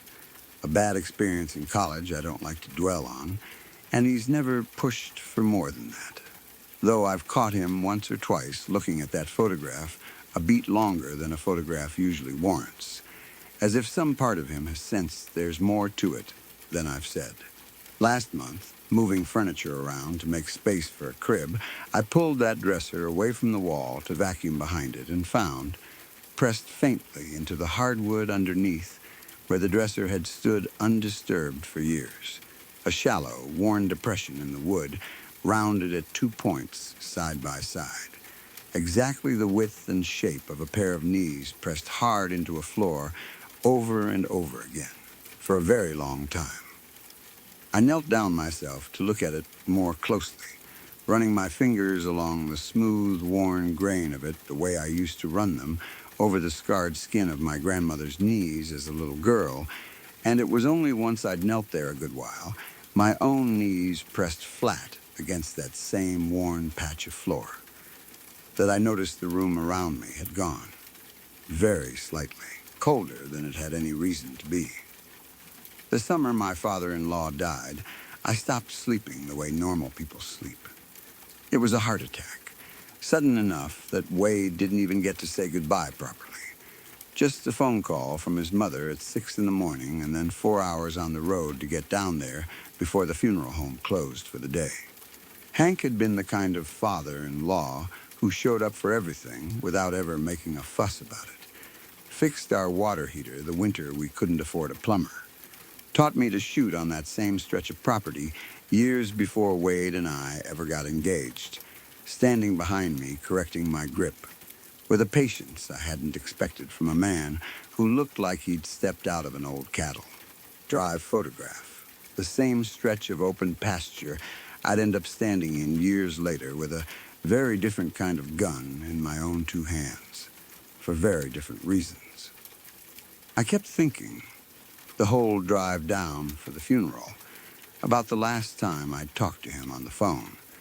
Some ordinary Tuesday conversation about nothing much, and how I'd cut it shorter than I needed to because I had somewhere to be that turned out not to matter at all in the end. That drive south took the better part of a day. Wade quiet behind the wheel most of the way, and I remember watching the flat, familiar country roll by outside the window and thinking, with a kind of guilty clarity, that I would trade almost anything to get that shortened phone call back and let it run its natural length. The funeral itself passed in the blurred, unreal way funerals do. More people than I could keep track of telling Wade how sorry they were, and by the time we drove back home 2 days later, something in both of us had shifted in a way neither of us had the words for yet. I'd been laid off from my job at the county clerk's office about 3 weeks before that. Some budget cut that had nothing to do with my work and everything to do with a line item somebody in Austin had decided to trim. So between the two of us that summer, neither one of us had much reason to keep a normal schedule anymore. Wade went back to work eventually, driving out to the plant every morning like clockwork, because that's just who he is. But grief hit him hard enough at night that he'd usually be out cold by 9, sleeping the heavy, dreamless sleep of somebody whose body has simply had enough. And I'd lie there next to him for an hour or two before giving up and going back out to the living room instead. We lived, and still do, about 11 miles outside the nearest town, worth the name, down a county road that turns to gravel about 2 miles before you reach our gate. The kind of place people mean when they say the middle of nowhere, and actually mean it. Wade's granddaddy built the house originally, a low, sprawling ranch-style place added on to twice over the decades. 1 story, wide front porch. A gravel driveway that ran maybe 40 yards from the road up to where we parked our trucks by the carport, with a side yard between the house and the fence line that had once been a garden before Hank's mother let it go fallow decades back. Now, just open grass Wade mowed every couple of weeks in summer. There wasn't a neighbor close enough to see our porch light from theirs. Just open pasture on 2 sides and a stand of scrub oak and cedar running along the back property line where Wade still ran a few head of cattle most years.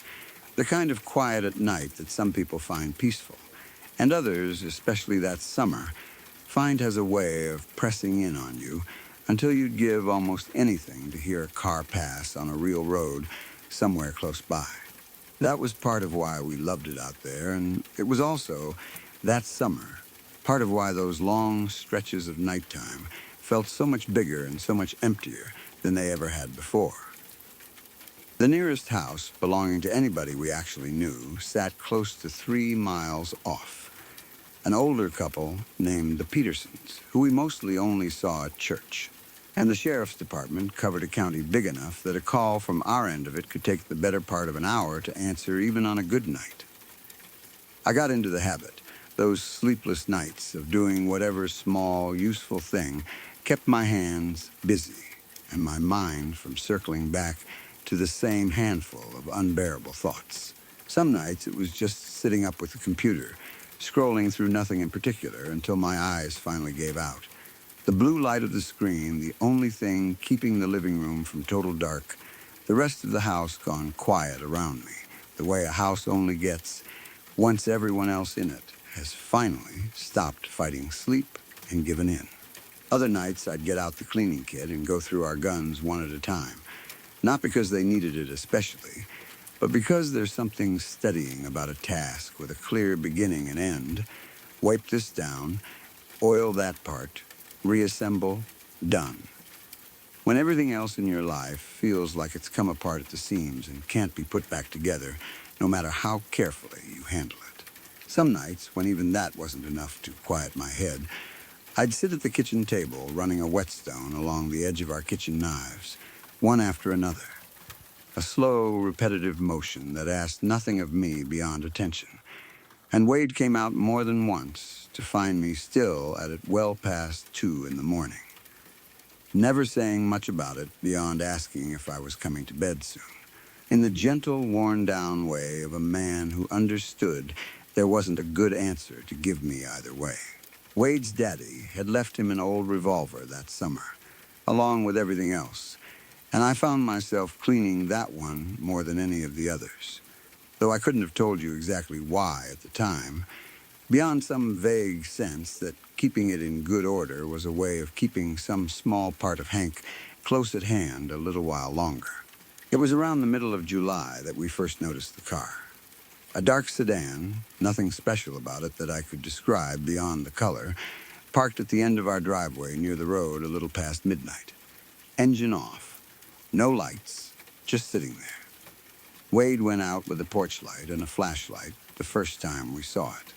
And whoever was in it pulled off down the gravel road before he got halfway across the yard, taillights disappearing around the bend before he could get close enough to make out a plate.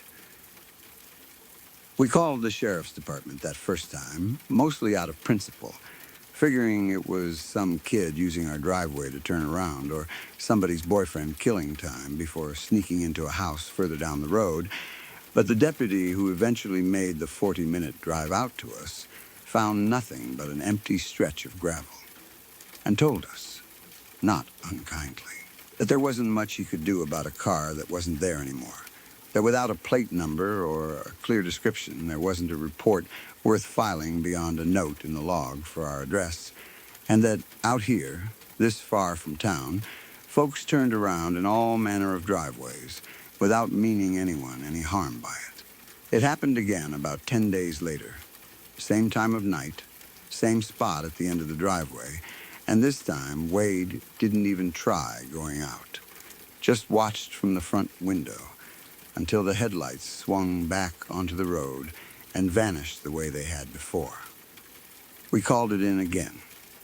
Same result, the same deputy, or one very much like him, telling us over the phone this time that plenty of folks used quiet driveways out this way to turn around or to have a smoke away from a spouse who didn't approve, and that unless whoever it was actually set foot on our property, there wasn't much the department could reasonably do.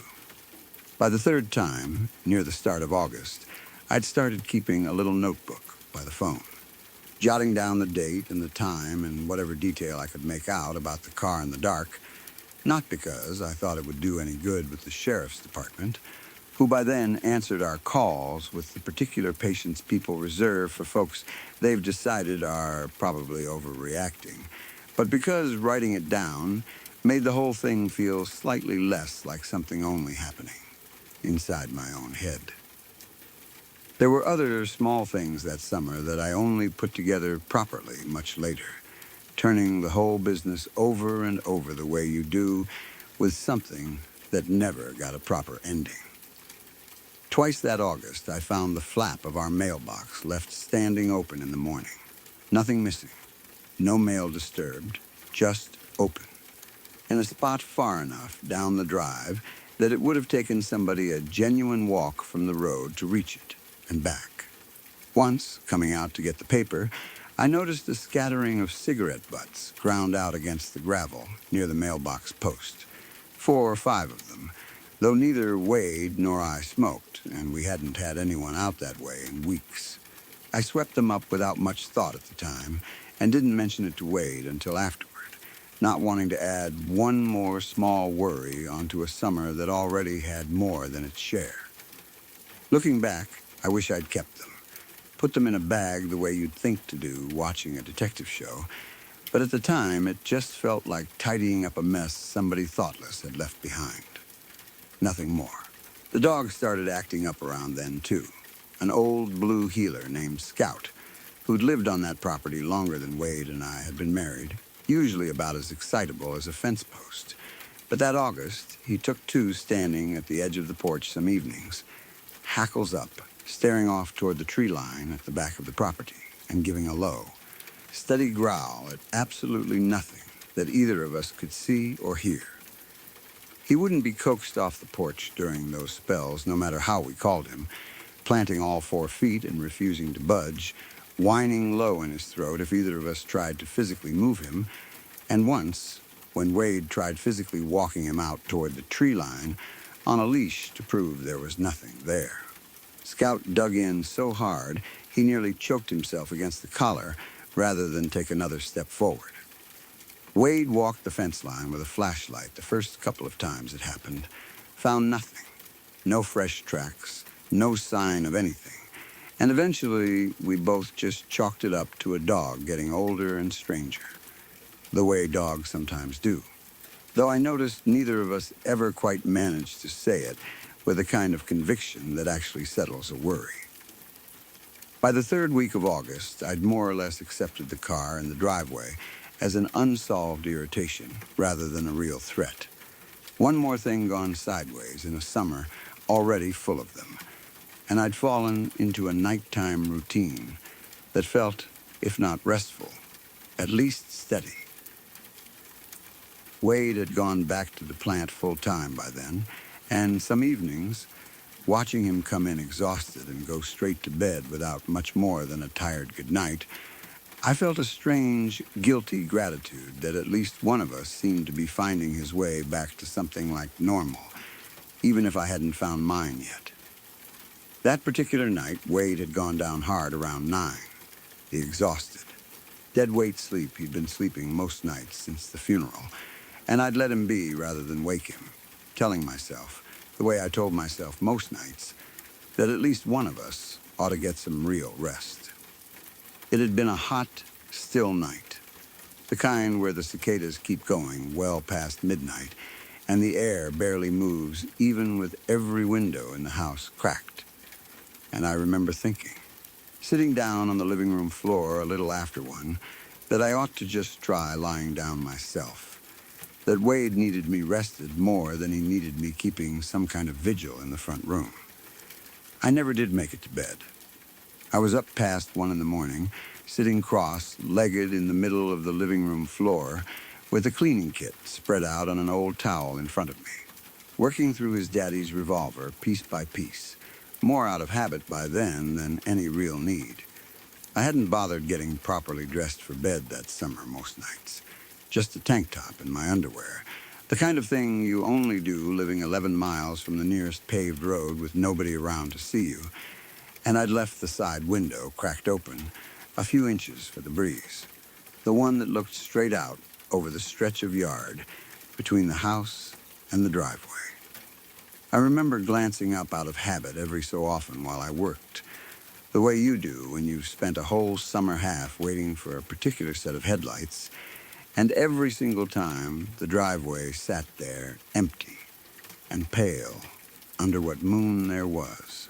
Nothing parked at the end of it. Nobody standing anywhere I could see.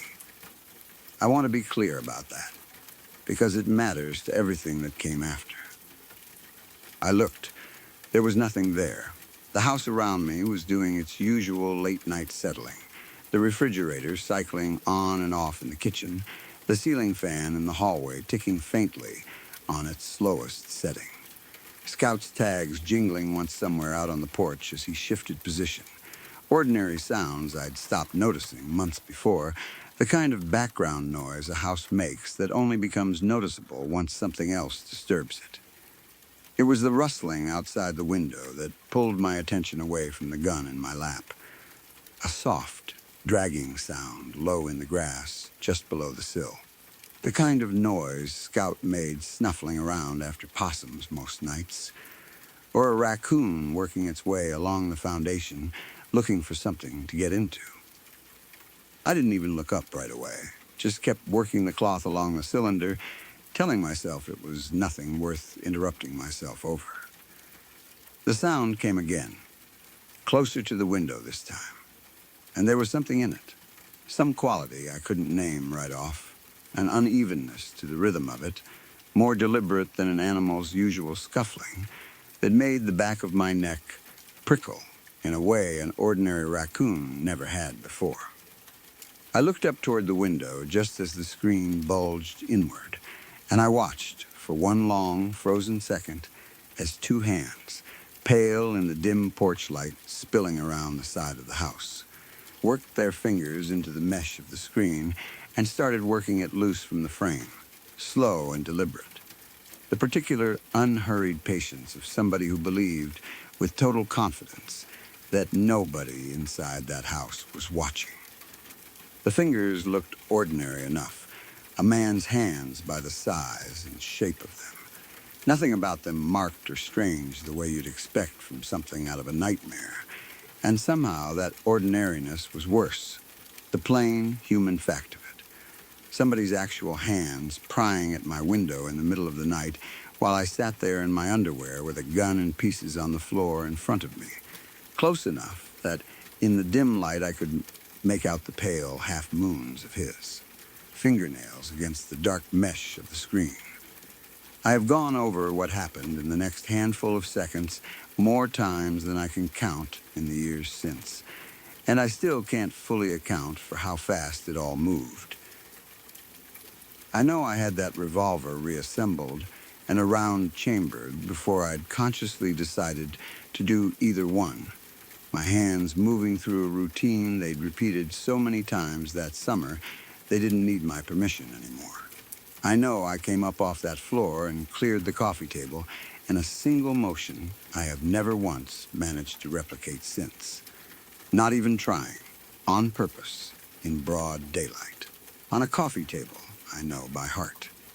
I was across that living room and at the window with the barrel level and my finger inside the guard before those two hands had gotten the screen more than halfway out of its track, and whoever was on the other side of that window went from bent forward, working the screen loose with total unhurried confidence, to bolting backward into the dark so fast I only caught the barest impression of a shape, average height, dark clothing, gone around the corner of the house and off toward the tree line before I'd even had the chance to get a clear look at a face. I don't remember deciding not to fire. I remember, afterward, being surprised that I hadn't, that some part of me had made that call in less time than it takes to say it, and being unable to decide, in the days that followed, whether I was more relieved or more unsettled by how calmly I'd managed it. Wade came awake to me, screaming his name from the living room, and by the time he made it out of the bedroom with his own gun already in hand, I was standing at that window with the revolver still raised, watching the dark tree line where the shape had disappeared, unable to make myself lower my arms for what felt like a very long time. He got the story out of me in pieces, not making much sense the first 2 or 3 times I tried to tell it, and to his credit, he didn't waste time asking me to slow down and explain myself properly. Just took the gun gently out of my hands once I finally let it go and got me sat down at the kitchen table while he checked every door and window in the house himself. We didn't sleep the rest of that night. Wade walked the yard with a flashlight while I called the sheriff's department for what felt like the 100th time that summer. And this time, finally, somebody came out and actually looked, finding a set of boot prints in the soft dirt below the window, deep and close together in a way that suggested somebody had been standing there a good while before ever touching the screen, and a second set leading off in a dead run toward the fence line at the back of the property, where they simply stopped at the wire, as if whoever made them had gone straight over it without breaking stride. The deputy who finally took it seriously, a younger man than the ones who'd come out before, crouched over those prints for a long while, with a small flashlight of his own, measuring them against the little card he pulled from his shirt pocket, and told us, in the careful, non-committal voice of somebody who'd rather not alarm 2 people who'd clearly had a long enough summer already, that whoever had made them was likely a grown man, average build, wearing work boots a size or 2 smaller than Wade's own. He asked us a long list of questions, standing there in the gray early light. Whether we'd had any trouble with neighbors, any ex-employees of Wade's family's old cattle operation who might hold a grudge, any strange calls or letters. And we answered every one of them honestly, with nothing that seemed to lead anywhere useful, until he finally straightened up, tucked his notebook away, and told us he'd get somebody out to run the prints against anything on file. Though his tone made it clear even then that he didn't hold out much hope of it turning up a name.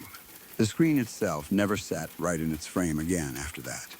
No matter how many times Wade tried to bend it back into shape, a permanent gap along the bottom edge where the mesh had been forced loose, and we ended up replacing the whole window unit that fall, rather than keep looking at it every single day.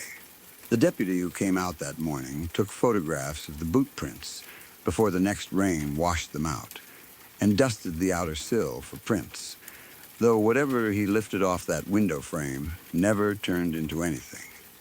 No match in any system, no name, nothing at all beyond a case file that got quietly stamped inactive sometime around Christmas that year. Wade called down there himself a couple of times that fall, asking if anything new had turned up, and each time got some version of the same answer. That without a clear photograph or plate number, there simply wasn't much of a trail left to follow. That whoever it was had likely moved on to easier company by then.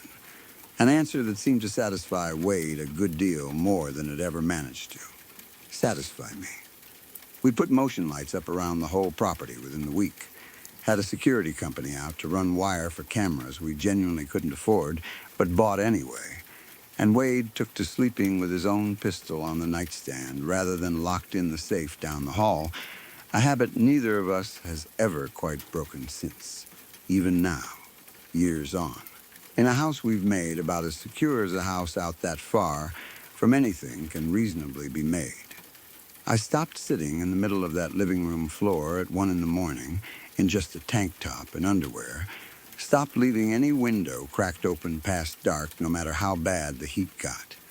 And I noticed, without ever quite deciding to, that I'd started keeping that revolver of Wade's daddy's closer to hand than any of the others, cleaned and loaded and sitting in the drawer of the side table nearest wherever I happened to be sitting after dark.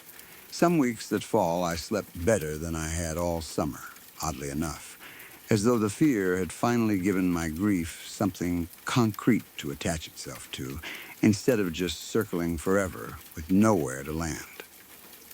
Other weeks, I barely slept at all, lying awake, listening for a sound I told myself I'd recognize instantly if it ever came again. We never did find out who he was, or why our particular stretch of gravel road and our particular window had drawn his attention that whole long summer, whether it was something about us specifically or just plain bad luck, being the one isolated house within easy walking distance of wherever he'd been leaving that car. I've turned it over 1,000 different ways since, wondering whether he'd been watching us for weeks before that car ever showed up in our driveway, whether he knew Wade's schedule at the plant, knew which nights I'd be up alone with the windows cracked, or whether the whole thing really was as random and meaningless as the sheriff's department seemed to believe. Some drifter working his way down a lonely road, looking for whatever house looked easiest, some particular unlucky arithmetic of isolation and open windows that had nothing personal in it at all, whatever comfort that explanation was supposed to offer. Neither explanation has ever managed to settle anything for me. Scout never did settle back down to his old self completely, still prone some nights to standing stiff-legged at the porch rail, staring off at nothing in particular toward that same stretch of tree line. And some part of me has never quite stopped watching that same dark border of trees myself on the nights Wade's working late and I'm out there alone with the porch light on. Hank's revolver still sits in that side table drawer, closer to hand than any gun in the house has any business being, and some nights, cleaning it out of old habit more than necessity, I find myself thinking less about the man who left it to us than about the two pale hands working at that screen, patient and unhurried, certain nobody was watching. I've told this story to exactly 3 people outside my own family in all the years since it happened. And every single one of them has asked me the same question in some form or another. Whether I think he ever came back, whether he's out there still, somewhere down that same gravel road, waiting for another night when the window's cracked and nobody's watching closely enough. And every single time I've told them the same thing back, that I genuinely don't know. And that not knowing has turned out to be its own particular kind of weight to carry. 2 weeks ago, taking the trash out well after dark, motion lights blazing the whole yard bright as noon, the second I stepped off the porch, I found a single cigarette butt ground out against the gravel by the mailbox post, fresh enough that the filter hadn't yet gone soft, with the evening dew already settled thick on everything else around it. I moved back in with my mother the winter I turned 23, after a relationship ended badly enough that I couldn't afford my half of the rent anymore, and for the first few months back in that house, I carried a low, constant hum of guilt about it. The sense that a grown woman ought to have her own place by then, ought not to need her mother's spare room and her mother's grocery budget, stretched thinner to cover her. My mother never once made me feel unwelcome about it. Not directly. But I noticed the careful way she'd recalculate the grocery list out loud some weeks, or how she'd wait an extra day before mentioning the electric bill, small kindnesses that somehow made the guilt sit heavier rather than lighter. My younger brother Tyler was still living at home too, finishing up his last year of community college, so the 3 of us settled into an uneasy sort of household that winter. My mother working long shifts at the hospital, Tyler mostly keeping to his room, and me picking up whatever hours I could get at a call center downtown while I tried to figure out what came next. The house was a modest 2-story on Ferris Street, in a small town about 40 minutes outside Grand Rapids. The kind of place with a wide front porch and a picture window in the living room that looks straight out over the front yard to the street. A detail that would matter a great deal before that winter was through. My bedroom sat upstairs at the front of the house, with a single window looking down over the driveway and the curb, and a streetlight stood almost directly across from our place. Close enough that on clear nights, it threw a cone of orange light onto the street below, strong enough to read by. It was the kind of neighborhood where everybody had lived a long time, where you knew which dog belonged to which house by its bark alone, where the mail carrier waved at you by name, and where a strange car sitting somewhere it didn't belong tended to get noticed within a day or two, which made what followed all the stranger, in hindsight, for how long it managed to go unquestioned by anyone but me. It was late October, maybe 6 weeks after I'd moved back in, when I first saw the car. I'd woken up somewhere around 2 in the morning for no particular reason and gone to the window out of habit, the way you do in an unfamiliar room before it becomes familiar again. And there, parked directly under that streetlight across from our house, sat a gold sedan I didn't recognize. Engine off. No lights on inside it. I could just make out a shape behind the wheel, a man sitting very still, and even at that distance and that hour, I had the distinct, uncomfortable sense that he wasn't looking at his phone or waiting on anyone, that he was simply sitting there, facing our house. I stood at that window a good 5 minutes, arms wrapped around myself against the cold coming through the glass, watching for any small movement, a phone screen lighting his face, a cigarette, anything at all that would make the scene feel ordinary, and got nothing. I told myself it was somebody's late-night visitor parked wrong, or a shift worker catching a nap before heading in, and eventually went back to bed, though I lay awake a good while longer than I meant to. In the morning, the car was gone, and I didn't think much more about it. Not yet. I started to feel, by the middle of November, like I was coming a little unglued. I'd see one gold sedan or the other on my way to work, idling at a stoplight 2 cars behind me, or parked outside the pharmacy while I ran in for something. And I couldn't get anyone to take it seriously because nobody else had seen it happen the way I had, up close, over and over. My mother hadn't seen either car again since that first week.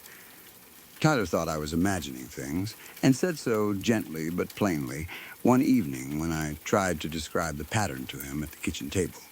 That maybe I was still shaken up from the breakup, and seeing threats where there weren't any. I started to wonder, quietly, miserably, whether the stress of the breakup and the move back home had cracked something loose in my head that I couldn't quite name, and I stopped mentioning it at dinner after that, keeping a private, careful count in my head instead, afraid of what it would mean if I couldn't trust my own account of my own days. Jotting notes on the back of old receipts and hiding them in the bottom drawer of my dresser like evidence I wasn't yet ready to show anyone, not even myself in the harsh light of morning, when everything always felt a little less certain than it had at 2 in the morning behind the curtain. There were 2 of them by then, distinct enough once I'd seen them close enough times that I could no longer convince myself I was confusing one sighting for another. The older man had white hair and drove what I eventually learned to recognize as the earlier model of the 2 cars, a touch more worn around the edges, a small dent along the rear bumper I got to know almost as well as I knew my own car. The younger one, dark-haired with a neat mustache, drove a slightly newer version of what was clearly the same make, close enough in color and shape that from any distance you'd have sworn it was the same vehicle both times. I never once saw either of them standing, only ever behind the wheel, so to this day I couldn't tell you their height, their build, anything at all beyond their faces and the particular, unhurried way they both had of simply watching, as though patience itself were the entire point of whatever they were doing. That changed on a Saturday afternoon in late November, walking downtown with my boyfriend at the time, a guy named Danny I'd been seeing for a couple of months, when the older man's car came around the corner ahead of us, slow, unhurried, and circled the block. I grabbed Danny's arm and pointed, and he watched it pass, confused, not yet understanding what I was trying to show him, telling me, the first 2 or 3 times, that it was probably just somebody running errands in a small town where everybody's route naturally overlapped with everybody else's sooner or later. But it came around again, 8 minutes later.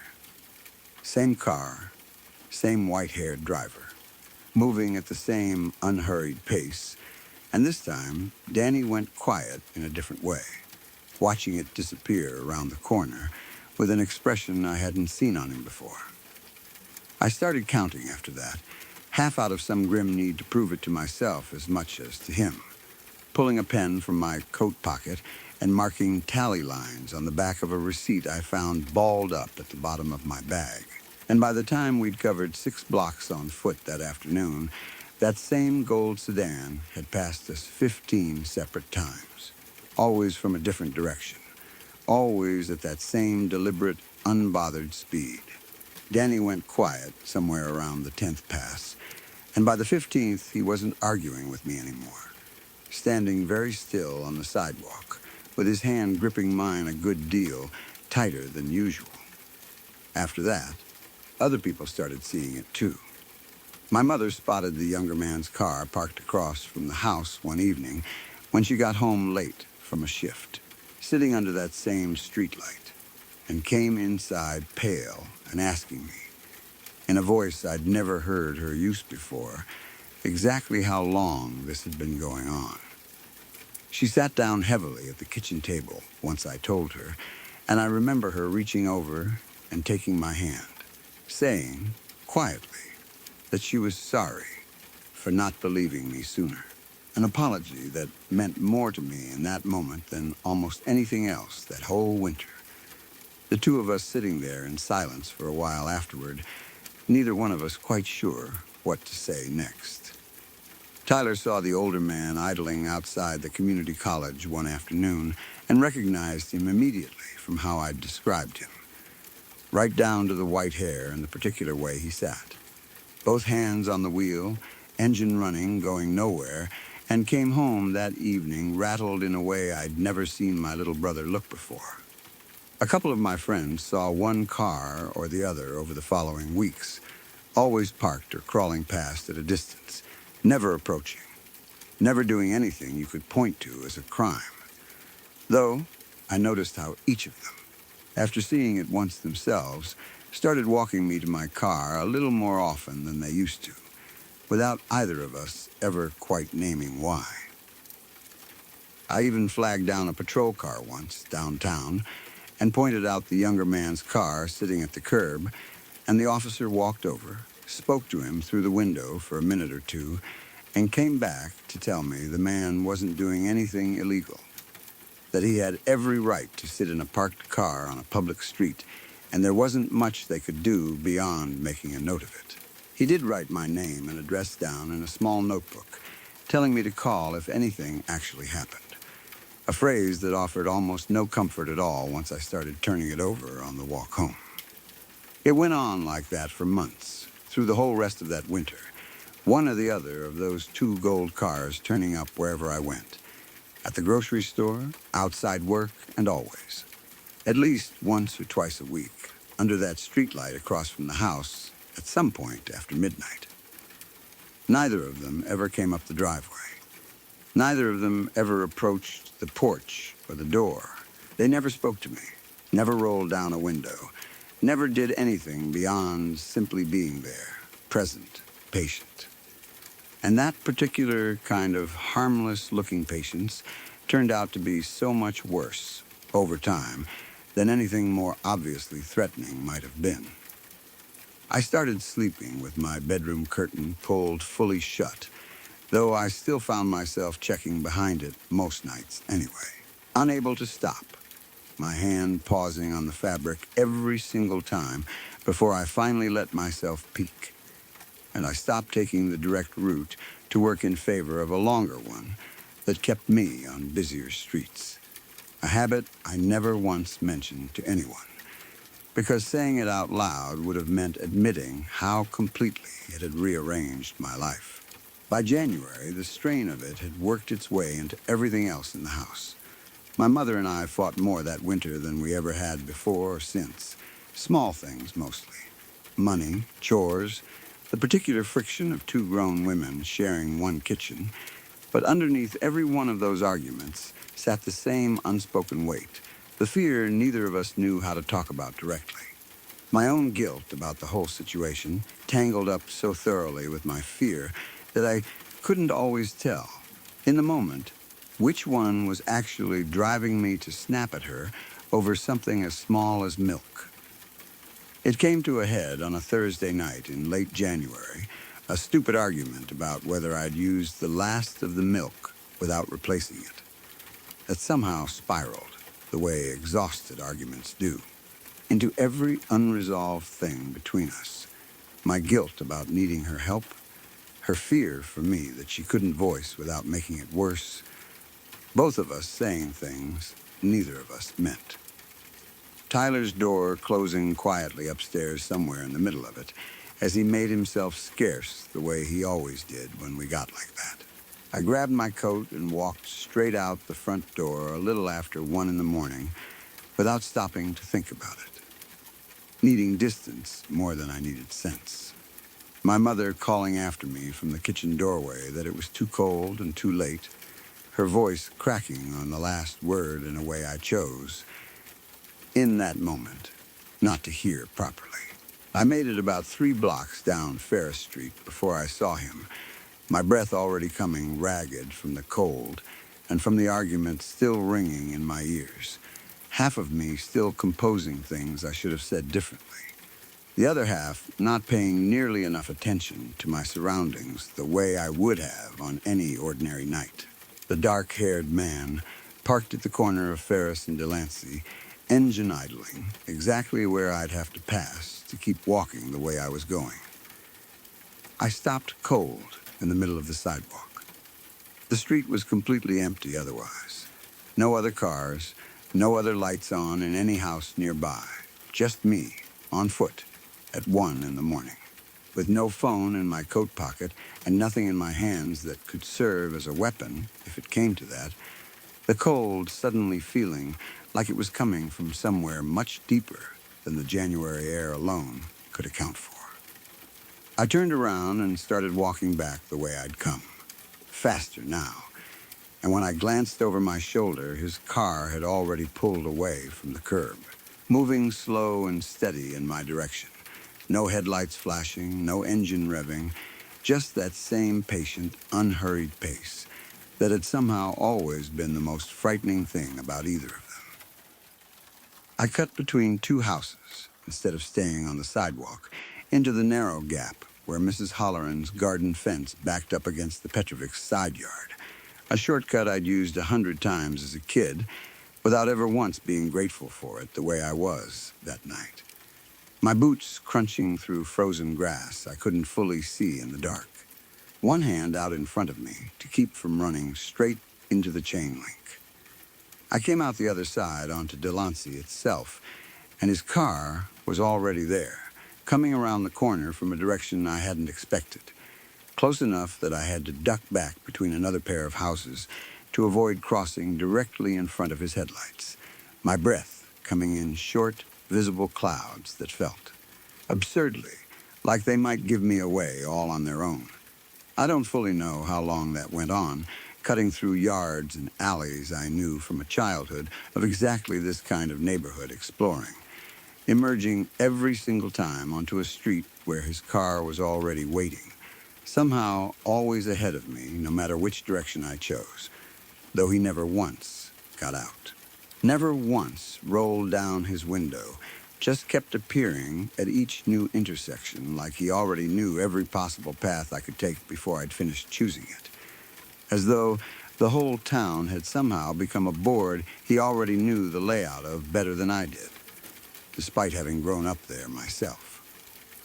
At one point, crouched behind somebody's trash cans, catching my breath, I heard his engine idling less than 30 feet away on the other side of a hedge, patient, unbothered, waiting for me to make my next move rather than bothering to come looking for it, and I remember pressing both hands flat over my own mouth to keep from making a sound. By the time I made it back to our own street, lungs burning, legs shaking, I came up the driveway and through the front door and stood in our front hallway with my back against the closed door, and something in me broke open that had been holding steady for almost a year by that point. Every single thing I'd done for months had been watched. Every trip to the store, every walk to work, every ordinary errand, all of it observed by two men whose names I didn't know and whose reasons I couldn't begin to guess at. I thought about every single ordinary moment of that past year, getting my hair cut, buying groceries, walking to my car after a late shift, and realized, standing there shaking in that hallway, that I couldn't point to a single one of those moments and say with any confidence that I had actually been alone. Standing there in that hallway, soaked in sweat despite the January cold, I made a decision that felt less like bravery than like simple exhaustion, the specific exhaustion of someone who has run out of any other option worth trying, the kind of exhaustion that settles into your bones after months of never once being able to fully relax, not at home, not at work, not anywhere. If whatever they wanted was going to happen eventually anyway, I decided, standing there shaking, then I would rather have it happen on my own terms than keep living every day of my life waiting for it. The following morning, walking out to check the mailbox, still hollowed out from the night before and not entirely sure I'd slept at all, I found the older man's car sitting at the curb directly in front of our driveway. Engine running, window down. The white-haired man watching me with an easy, unhurried smile on his face, as if he'd been waiting there specifically for me to come outside. I don't remember deciding to move. Not really. only the white heat of the decision already made somewhere underneath conscious thought. I remember being at the driver's side door, with my whole body slamming into the metal of it, my elbow connecting hard with the glass of his window once, then again, the impact jarring all the way up to my shoulder, screaming something at him I don't fully remember the exact words of anymore. Some raw, furious demand that he stop hiding and just do whatever it was he'd apparently been planning to do all along. My voice carrying clear across the quiet morning street, loud enough that I saw. A curtain twitch in the Petrovic's front window. He grabbed my wrist through the open window before I could pull back. A grip far tighter and colder than I expected from a man his age, holding on for 2 or 3 long seconds, while he looked at me with that same easy, untroubled smile. His fingers pressing hard enough into the underside of my wrist that I felt the individual shape of each one distinctly, even through the panic, before letting go all at once and rolling the window up smooth and unhurried, like nothing at all had happened. He pulled away from the curb at a perfectly ordinary speed, lifting one hand in something almost like a wave as he went. The same unbothered, deliberate pace that had characterized every single sighting for the better part of a year, leaving me standing in the middle of our own front yard screaming after him until my voice gave out. My mother appearing on the porch behind me, in her bathrobe, Tyler right behind her. Neither of them quite able to make sense of what they were seeing until I'd finally gone quiet, my chest heaving, my wrist already beginning to throb in a way that told me, even before I looked down at it, that it was going to leave a mark. There were 4 distinct bruises on my wrist by that evening, deep purple, spaced in a pattern that made an unpleasant kind of sense once I actually looked at them properly. And they took the better part of 2 weeks to fade completely. My mother photographed them with her phone before I'd even had the chance to ask her to, saying, in a voice gone flat, and businesslike in the way hers went whenever she was too frightened to allow herself anything softer, that we were finally taking this to the police station in person rather than waiting for a patrol car to happen by.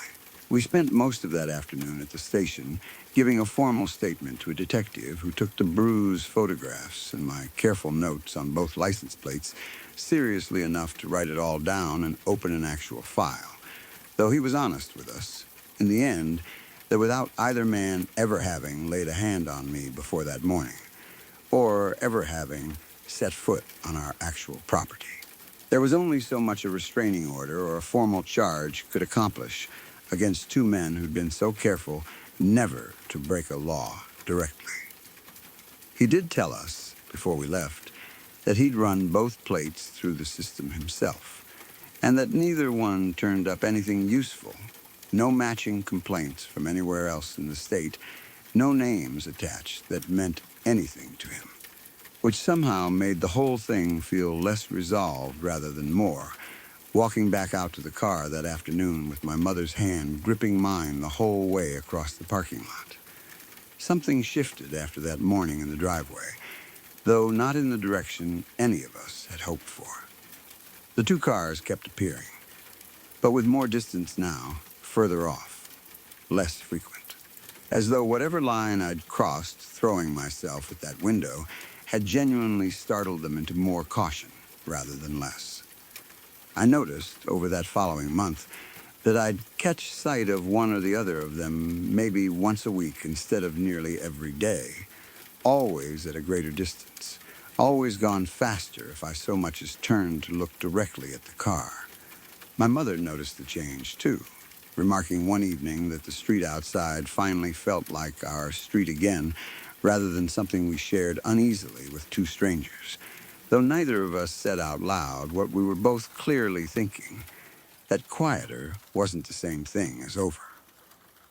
They approached me directly, only once more after that, the following spring, the younger, dark-haired man pulling alongside me on a quiet street and asking, almost gently, whether I'd like a ride somewhere, his voice pleasant and ordinary in a way that somehow unsettled me more than if he'd shouted. I said no and kept walking without looking back, my heart going so hard I could feel it in my ears the whole rest of the way home. And after that, the sightings tapered off gradually over the following months until, by the time I turned 24 that autumn, I hadn't seen either car in weeks. I remember the specific relief of that first month without a sighting, and how slowly, cautiously, I let myself believe it might actually be finished. Checking the street from my window a little less often each week until eventually I mostly stopped checking at all, though never entirely. Some small, watchful part of me refusing, even then, to fully stand down.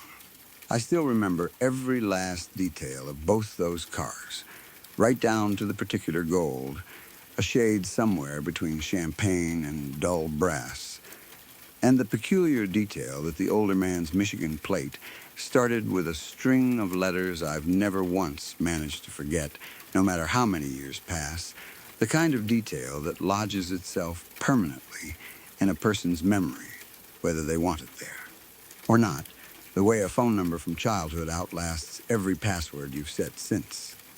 They followed me for the better part of 15 months in total, approached me directly exactly twice, and to this day I don't know who either one of them was, what they wanted from me, or whether either of them is still out there somewhere, still driving. The detective who took our statement that January retired a few years back, and the last time I called to check on the file's status, some years after moving away, the officer who answered told me, kindly enough, that a case with no charges and no further incidents tended to sit quietly in storage, rather than stay open on anyone's active desk. Which struck me, hanging up the phone that day, as both a perfectly reasonable answer and a deeply unsatisfying one. I'm 35 now, married, in a different house, in a different town, 2 hours from Ferris Street. And for the most part, I've built an ordinary life on top of that winter, without letting it define every day the way it once did. I got married in a small ceremony my mother cried through more than the occasion alone probably called for. My father-in-law joking afterward that he'd never seen a mother of the bride quite so relieved, not realizing how close to the truth he'd landed, and I've told my husband the whole story exactly once, early on in our relationship. In the careful, flattened voice you use for something you've decided to say out loud only a single time, and then set down. He asked, the way everyone eventually asks, whether I thought they were ever planning to hurt me.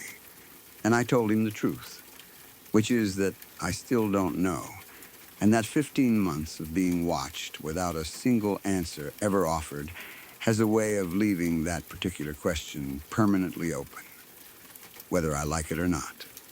A small, cold weight I've simply learned to carry rather than one I ever managed to set down completely. I check the street every single time I pull into my own driveway now, a habit that has outlasted the move, the marriage, every ordinary year that's passed since. Some old, unkillable piece of that winter still standing guard somewhere in the back of my mind, no matter how far Ferris Street has receded behind me, no matter how many times I've told myself, in the daylight, that it's finally, surely, safe to let that particular habit go.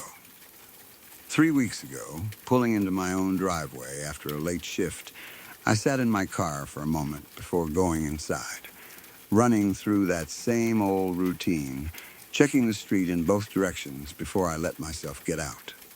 2 houses down, parked under the streetlight at the corner, sat a gold sedan I didn't recognize. Engine off. A single shape behind the wheel, sitting very still, facing my house. I was 8 years old when this happened, so I should be honest from the beginning and say that I don't remember every part of that night myself. Some of what I know came from my parents, some from conversations with our neighbors, and some from details that stayed in my memory, even though I was too young to understand why they mattered. What I do remember is the neighborhood. It was one of those quiet suburban streets where almost every house looked as if it had been built from the same plan. 2 floors, small front lawns, concrete driveways, attached garages, and backyards separated by wooden fences. There were a few older trees along the sidewalks, and most of the families had lived there long enough to recognize each other's cars. Our house and the house next door were especially close. There was only a narrow strip of grass between our driveways. If I stood at my bedroom window upstairs, I could see directly into part of our neighbor's backyard. Their garage was attached to the side of their house, and the large garage door faced the driveway. There was also a smaller door on the side of the garage that opened onto a narrow walkway between the house and the fence. At 8 years old, I never thought of that side door as anything important. It was just another door. The neighbors were the Miller family. Their daughter, Emily, was around 3 years old at the time. I didn't know her particularly well because there was a pretty big difference between being 8 and being 3. I remember her as a quiet little girl who liked staying close to her parents. Sometimes I'd see her in the driveway while her father was working on something, or in the backyard with a small plastic toy.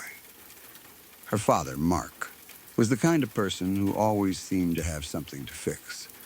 His garage was full of tools, boxes, old sports equipment, bicycles, gardening supplies, and all the other things people gradually collect when they live in the same house for years. He had a workbench along the back wall and tall metal shelves beside it. There were several large storage containers stacked around the room. Looking back, it was the perfect place for someone to hide. But nobody had a reason to think about that before the night this happened. It was around 10 o'clock on a weeknight. My family had already finished dinner. My father was downstairs watching television, and my mother was cleaning up before getting ready for bed. I was upstairs in my room, probably reading or playing with something before my parents told me to turn the light off. The weather was cold enough that the windows were closed. The neighborhood had gone quiet. There wasn't much traffic on our street at that hour. Most of the porch lights were on, but the houses themselves were dark. Every now and then, you could hear a car passing on the larger road a few streets away. Next door, Emily had already gone to bed. At some point, she woke up. Nobody knows exactly what woke her. Her parents assumed it was nothing unusual at first. Maybe she needed water. Maybe she had a bad dream. Maybe she simply woke up and wanted her father. Whatever the reason, she got out of bed and went downstairs. Her father was still awake. According to what my parents later heard from him, Emily walked into the room and told him that there was someone in the garage. Mark didn't immediately understand what she meant. He asked her what she had seen. She said a man had gone into the garage. Mark apparently thought she was confused. He asked if she meant that he had gone into the garage earlier that day. She said no. She said someone was in there now. He asked her what the person looked like. She couldn't really explain. She was 3.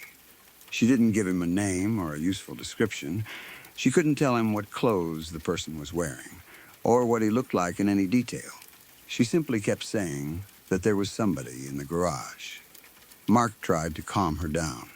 He told her there wasn't anyone there. She disagreed. He told her the garage was locked. She still insisted. At first, he probably thought she was having one of those strange childhood moments where a dream and reality become mixed together.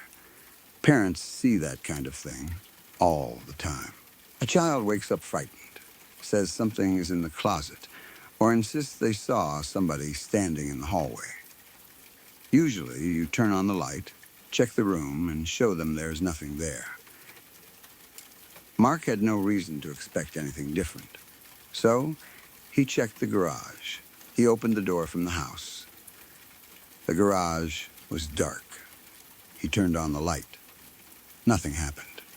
He looked around. The lawnmower was in its usual place. The bicycles were hanging from the wall. The workbench was covered with the same tools he had been using earlier. Boxes were stacked against the rear wall. There was no person standing in the open. Mark looked behind some of the larger objects. Nothing. He checked the side door. It appeared closed. He looked at the garage door. It was down. Everything seemed normal. He went back inside and told Emily that nobody was there. But she didn't stop. That was what made the situation different. She wasn't satisfied. She kept repeating herself. Someone was in the garage. Someone had gone inside. Someone was hiding. Her father asked her where. She pointed toward the back of the garage. He asked if she had seen the person from the hallway. She nodded. He asked whether the person had seen her. She said she didn't know. Then she said something that made him stop treating it like a child's story. She said the person was waiting. Waiting, that was the word she used. Mark asked what the person was waiting for. She didn't seem able to explain it. But she kept pointing toward the garage. He looked at the room again. This time, he didn't just glance around. He started thinking about where someone could actually hide. The back of the garage was crowded. There were tall shelves, stacked boxes, and several large plastic storage containers. From the doorway, you couldn't see everything. Someone could easily crouch behind the shelves. Mark knew that. He also knew something else. The interior garage door was normally locked at night. If somebody had entered through the garage, that person would already be inside the house's outer boundary. He didn't know how they had gotten there. He didn't know whether they were still there. And he didn't know whether they intended to leave. So he called the police. He told the dispatcher what had happened. He also made it very clear that the information came from his 3-year-old daughter. He didn't want to exaggerate. He didn't want the police to think there was definitely an intruder when there might not be one. He simply wanted somebody to check. While they waited, Mark kept Emily away from the garage. He locked the door between the house and the garage. He made sure the other doors and windows were secured. Then he waited. Across the narrow strip of grass, my parents noticed the police lights. I remember waking up because I heard my parents talking downstairs. I didn't know what was happening.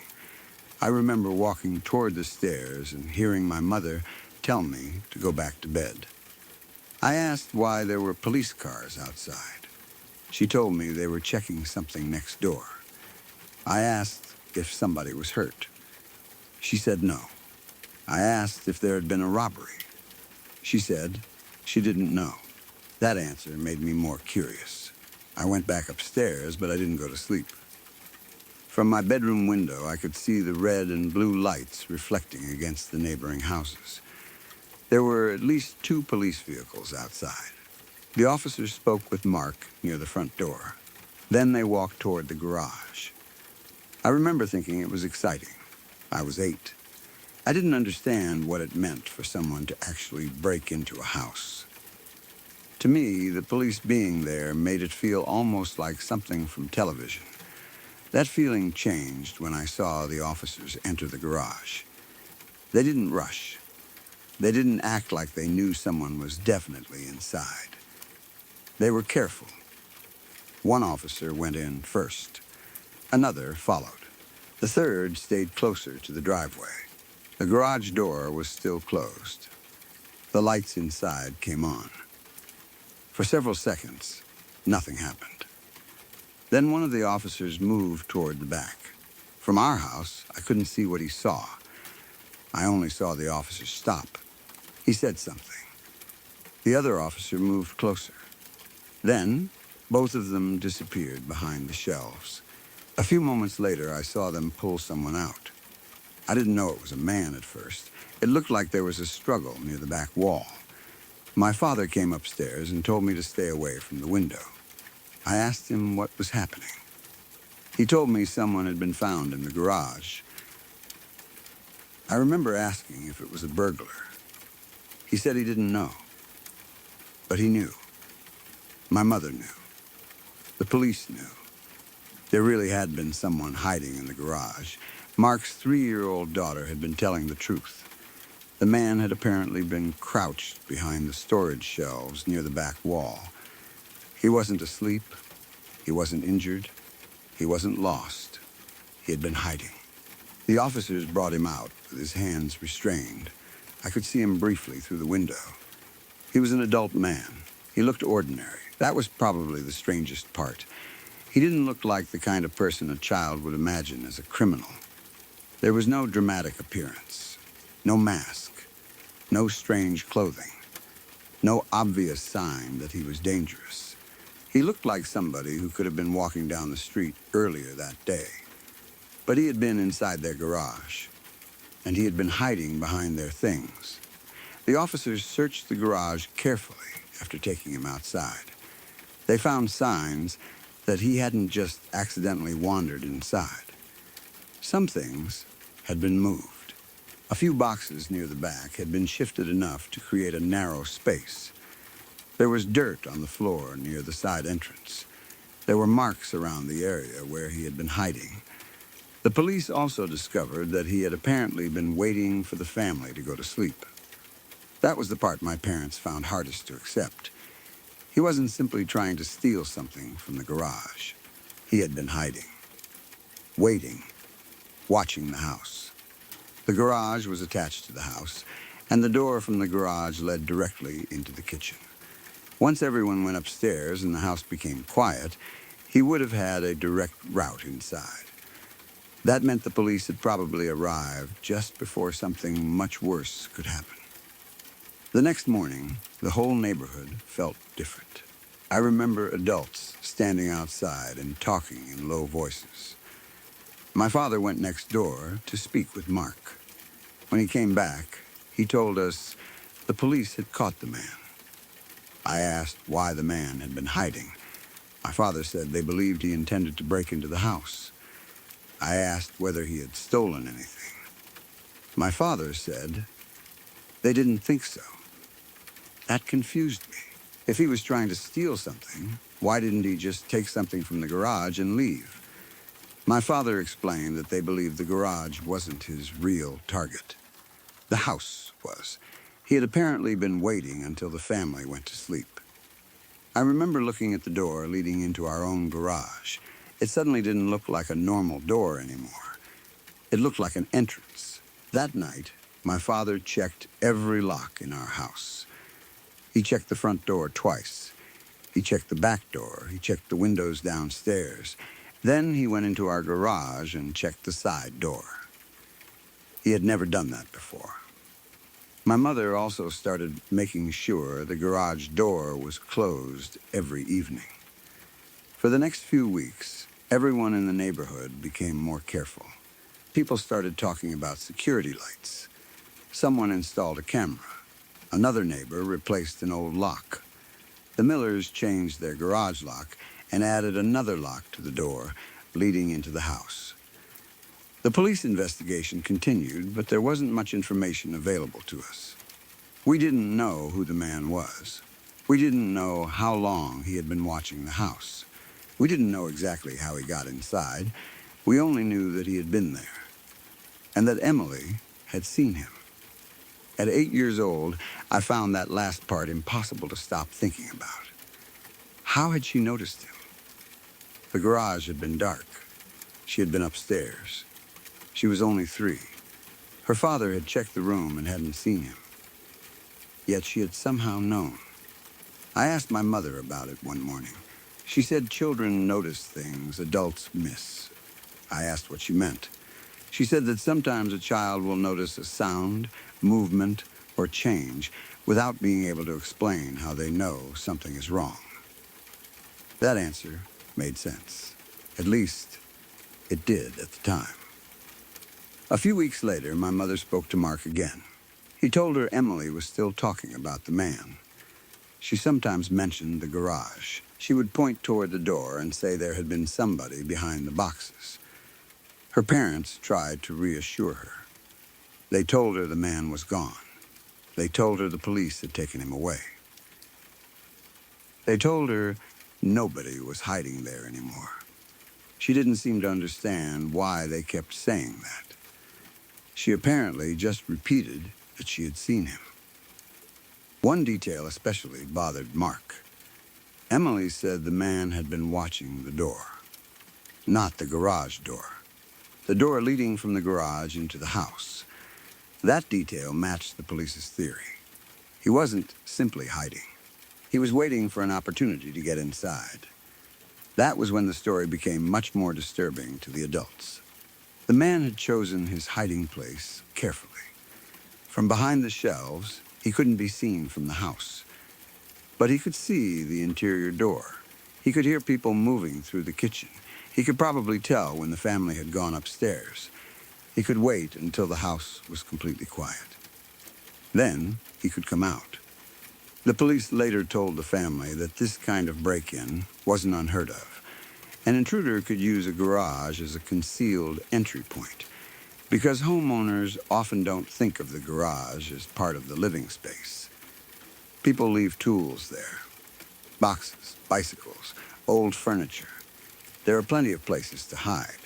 And because the garage is attached to the house, someone who gets inside the garage doesn't necessarily need to leave the property to gain access to the family. That idea changed the way I thought about our own home. Our garage had a narrow storage area along the back. There were boxes stacked against one wall. There was an old wooden cabinet that hadn't been opened in years. I started checking behind it whenever I went into the garage. My father eventually noticed. He asked me what I was doing. I told him I was looking for something. He knew I was lying. But he didn't tease me. He understood. One evening, he showed me how the locks worked. He explained that the side door had a deadbolt. The garage door had another locking mechanism. The interior door was locked separately. He told me that if all three were secured, it would be very difficult for someone to get inside. I believed him. Still, I didn't like being in the garage after dark. One night, several months after the incident next door, I heard something while I was upstairs. It was late. The house was quiet. My parents were downstairs. I was in bed when I heard a faint metallic sound. It came from below. At first, I ignored it. Then, it happened again. A small click. Then a pause. Then another click. It sounded like somebody touching a metal handle. I sat up. I listened. Nothing. I waited. The furnace came on. The sound disappeared beneath the hum of the heating system. I told myself that was all it was. Then I heard my father's footsteps. He walked into the hallway downstairs. A door opened. He moved toward the garage. I could hear the interior door close. A few seconds later, I heard the garage light switch. Then silence. I got out of bed. I went to the top of the stairs. My father came back inside a minute later. I asked him what he was doing. He said he had heard something too. He checked the garage. Nothing was there. He checked the side door. Locked. He checked the garage door. Closed, he told me it was probably something settling or shifting. I went back to bed. I didn't sleep well. The next morning, there was nothing unusual. No broken lock. No footprints. No missing objects. Nothing that should have been the end of it. And it probably was. But after hearing the story next door, every ordinary noise in a house sounded different. A pipe knocking inside a wall could become footsteps. A tree branch against the window could become someone touching the glass. A garage door settling could sound like somebody testing the lock. My parents understood that. They never encouraged my fear. They just became more careful. Years passed. The incident slowly became one of those strange childhood stories that adults mentioned occasionally. The Millers eventually moved. Our family stayed for several more years. The neighborhood changed. Children who had been little kids became teenagers. Families moved away. New families moved in. The man from the garage became a distant memory. But the story remained. When I was older, I became curious about details I hadn't understood as a child. I asked my father how the police had found the man. He said the officers had initially assumed the garage was empty. They had checked the obvious places first. Then, one officer noticed that the boxes at the back weren't sitting naturally. There was a narrow gap behind them. He looked around the side and saw part of a shoe. That was when they realized somebody was hiding there. I asked my father whether the man had admitted why he was there. He said he couldn't remember exactly what the police told them. There had been an investigation. There had been charges. But the family never received a complete explanation. That bothered me. I wanted there to be a reason, a motive, something that made the whole event fit together. There wasn't. The man had been there. He had been hiding. He had been waiting. That was enough. When I was about 16, I asked my mother about the little girl again. She told me Emily was doing fine. She had grown up. She didn't live next door anymore. But my mother remembered one strange detail from shortly after the incident. Mark had cleaned out the garage. He moved the shelves. He checked the boxes. He swept the floor. While doing that, he found several things that didn't belong there. Some food wrappers, a bottle of water, a small amount of dirt, and a child's hair clip. The hair clip belonged to Emily. Mark knew because he had seen her wearing it earlier that evening. He didn't understand how it had ended up behind the storage shelves. Emily hadn't been in the garage that night. Her father was certain of that. She had gone to bed before the police arrived. Nobody in the family remembered her entering the garage. Yet the clip had been found in the exact area where the man had been hiding. At the time, Mark assumed the clip must have fallen from her hair earlier. Maybe she had dropped it in the garage on another day. Maybe she had forgotten. That explanation was possible. But Emily insisted she hadn't been in there. My mother told me that when Mark asked her about it, she became frightened. She said she didn't know how it got there. Then, she said something that my mother remembered for years. She said the man had touched it. Nobody knew what she meant. She was 3. Maybe she had guessed. Maybe she remembered seeing it near him. Maybe she had seen him pick something up. There was no way to know. The police had already removed the man.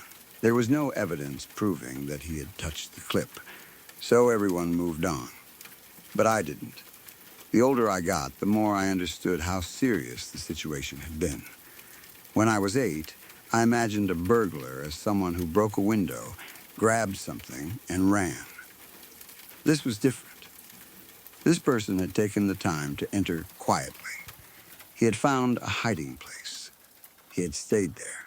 He had waited for the family to become vulnerable. That required patience. And patience was more frightening than noise. There was something else I learned later. The garage side door wasn't heavily damaged. That meant the man probably hadn't forced it. There were different possibilities. Maybe it had been left unlocked. Maybe he had found another way in. Maybe the lock had been weaker than the family thought. Nobody ever gave us a definite answer. But there were partial shoe marks near that door. The police had photographed them. They weren't clear enough to identify the person by themselves, but they showed that someone had entered from that direction. That meant the man had been inside before the family realized anything was wrong. My mother once told me that when the police were finishing their investigation, one officer had looked at the little girl and told Mark that he should listen to her if she ever said something like that again. He didn't say it because she had some supernatural ability. He said it because she had noticed something everyone else missed. That made sense. But there was still one question. What exactly had she seen? She had been too young to understand why the man was hiding. She had probably seen a person where no person should have been. That was enough. There didn't need to be anything supernatural about it. And yet the memory still bothers me. Not because I think Emily could see ghosts. I don't. Not because I think the house was haunted. There is no evidence of that. What bothers me is how close the man came to getting what he wanted. He was already inside the property. He was already behind the shelves. The family was awake upstairs. The only thing between him and them was a locked door. If Emily had stayed in bed, her father might never have checked the garage. If she had mentioned it once and then stopped, he might have ignored it. If Mark had assumed she was dreaming and gone to bed, the police wouldn't have arrived. The entire situation depended on one small child refusing to be dismissed. I sometimes think about what would have happened if she had been too scared to tell anyone. Maybe the man would have left. Maybe he would have stolen something and disappeared. Maybe he would have entered the house. Maybe something worse would have happened. Nobody can know. The police caught him before that point. That's the only reason the story has a safe ending. But there was another thing about the incident that stayed with me. The next morning, when my father was checking our own garage, he found a small mark near the bottom of the side door. It looked like the kind of scrape you might get from moving something heavy. He didn't think it was important. He assumed it had been there for years. But I remember staring at it. I asked him whether somebody had tried to get inside. He said no. He told me it was probably nothing. I believed him. Eventually, for a while. Then, years later, when our family was preparing to move, my father cleaned out the garage. He moved the old shelves away from the wall. He found the scrape again. Behind the shelves was a small gap where dust had collected. There was nothing hidden there. No person, no object. Nothing strange. Just dust and a few dead insects. My father laughed and said that he had expected me to find a burglar hiding back there after all those years. I laughed too, but I didn't like standing there. Because I remembered the garage next door. I remembered the police lights. I remembered my father's voice telling me someone had been found hiding.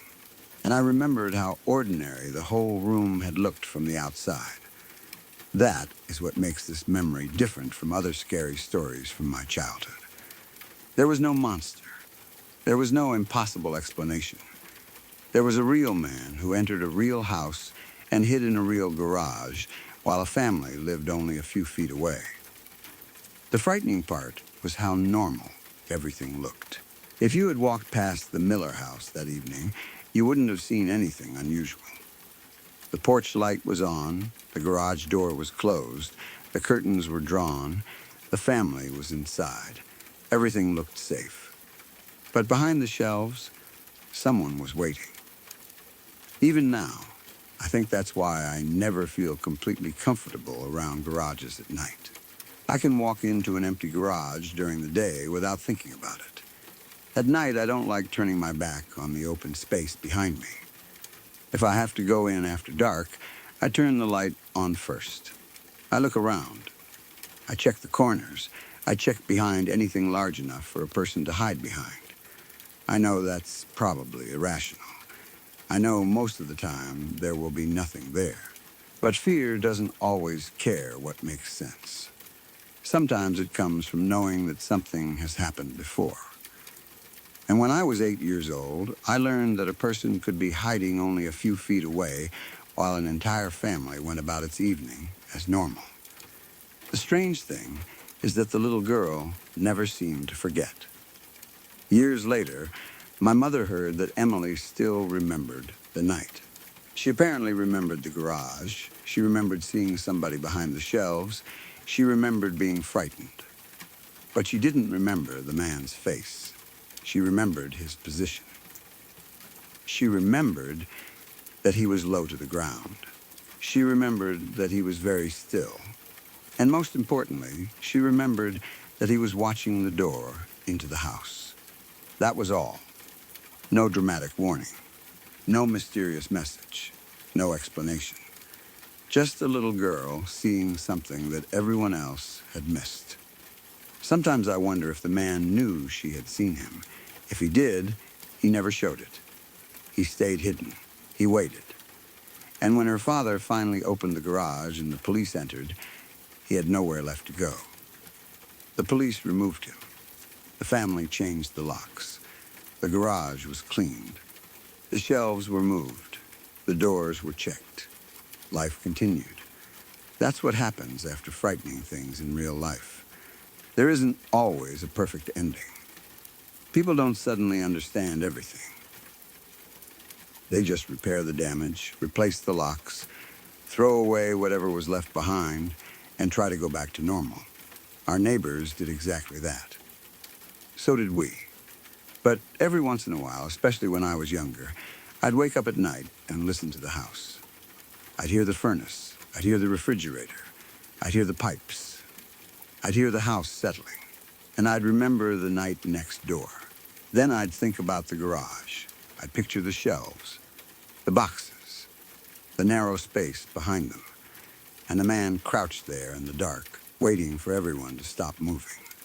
That's the part I still can't get out of my head. Not that he was there, not even that he intended to break into the house.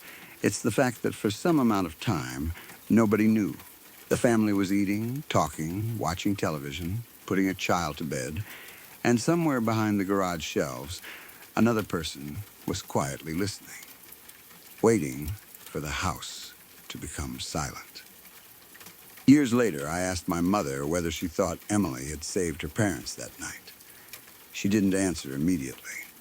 Then she said, "I think she saved all of them." I asked her what she meant. She said that if the police hadn't come when they did, nobody could say what would have happened.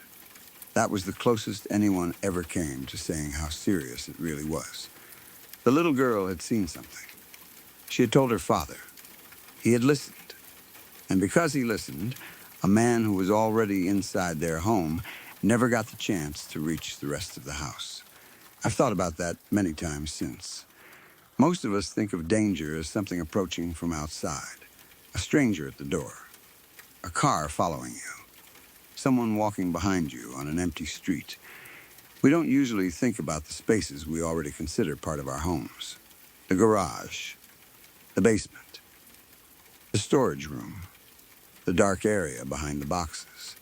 Those places become invisible because we're used to them. That's exactly what made that night possible. The garage didn't look dangerous. It looked ordinary. And that was enough. Even now, when I hear something move in my garage after midnight, I don't immediately tell myself it's nothing. I stop and listen first. Then I check the door. And I always look behind the shelves,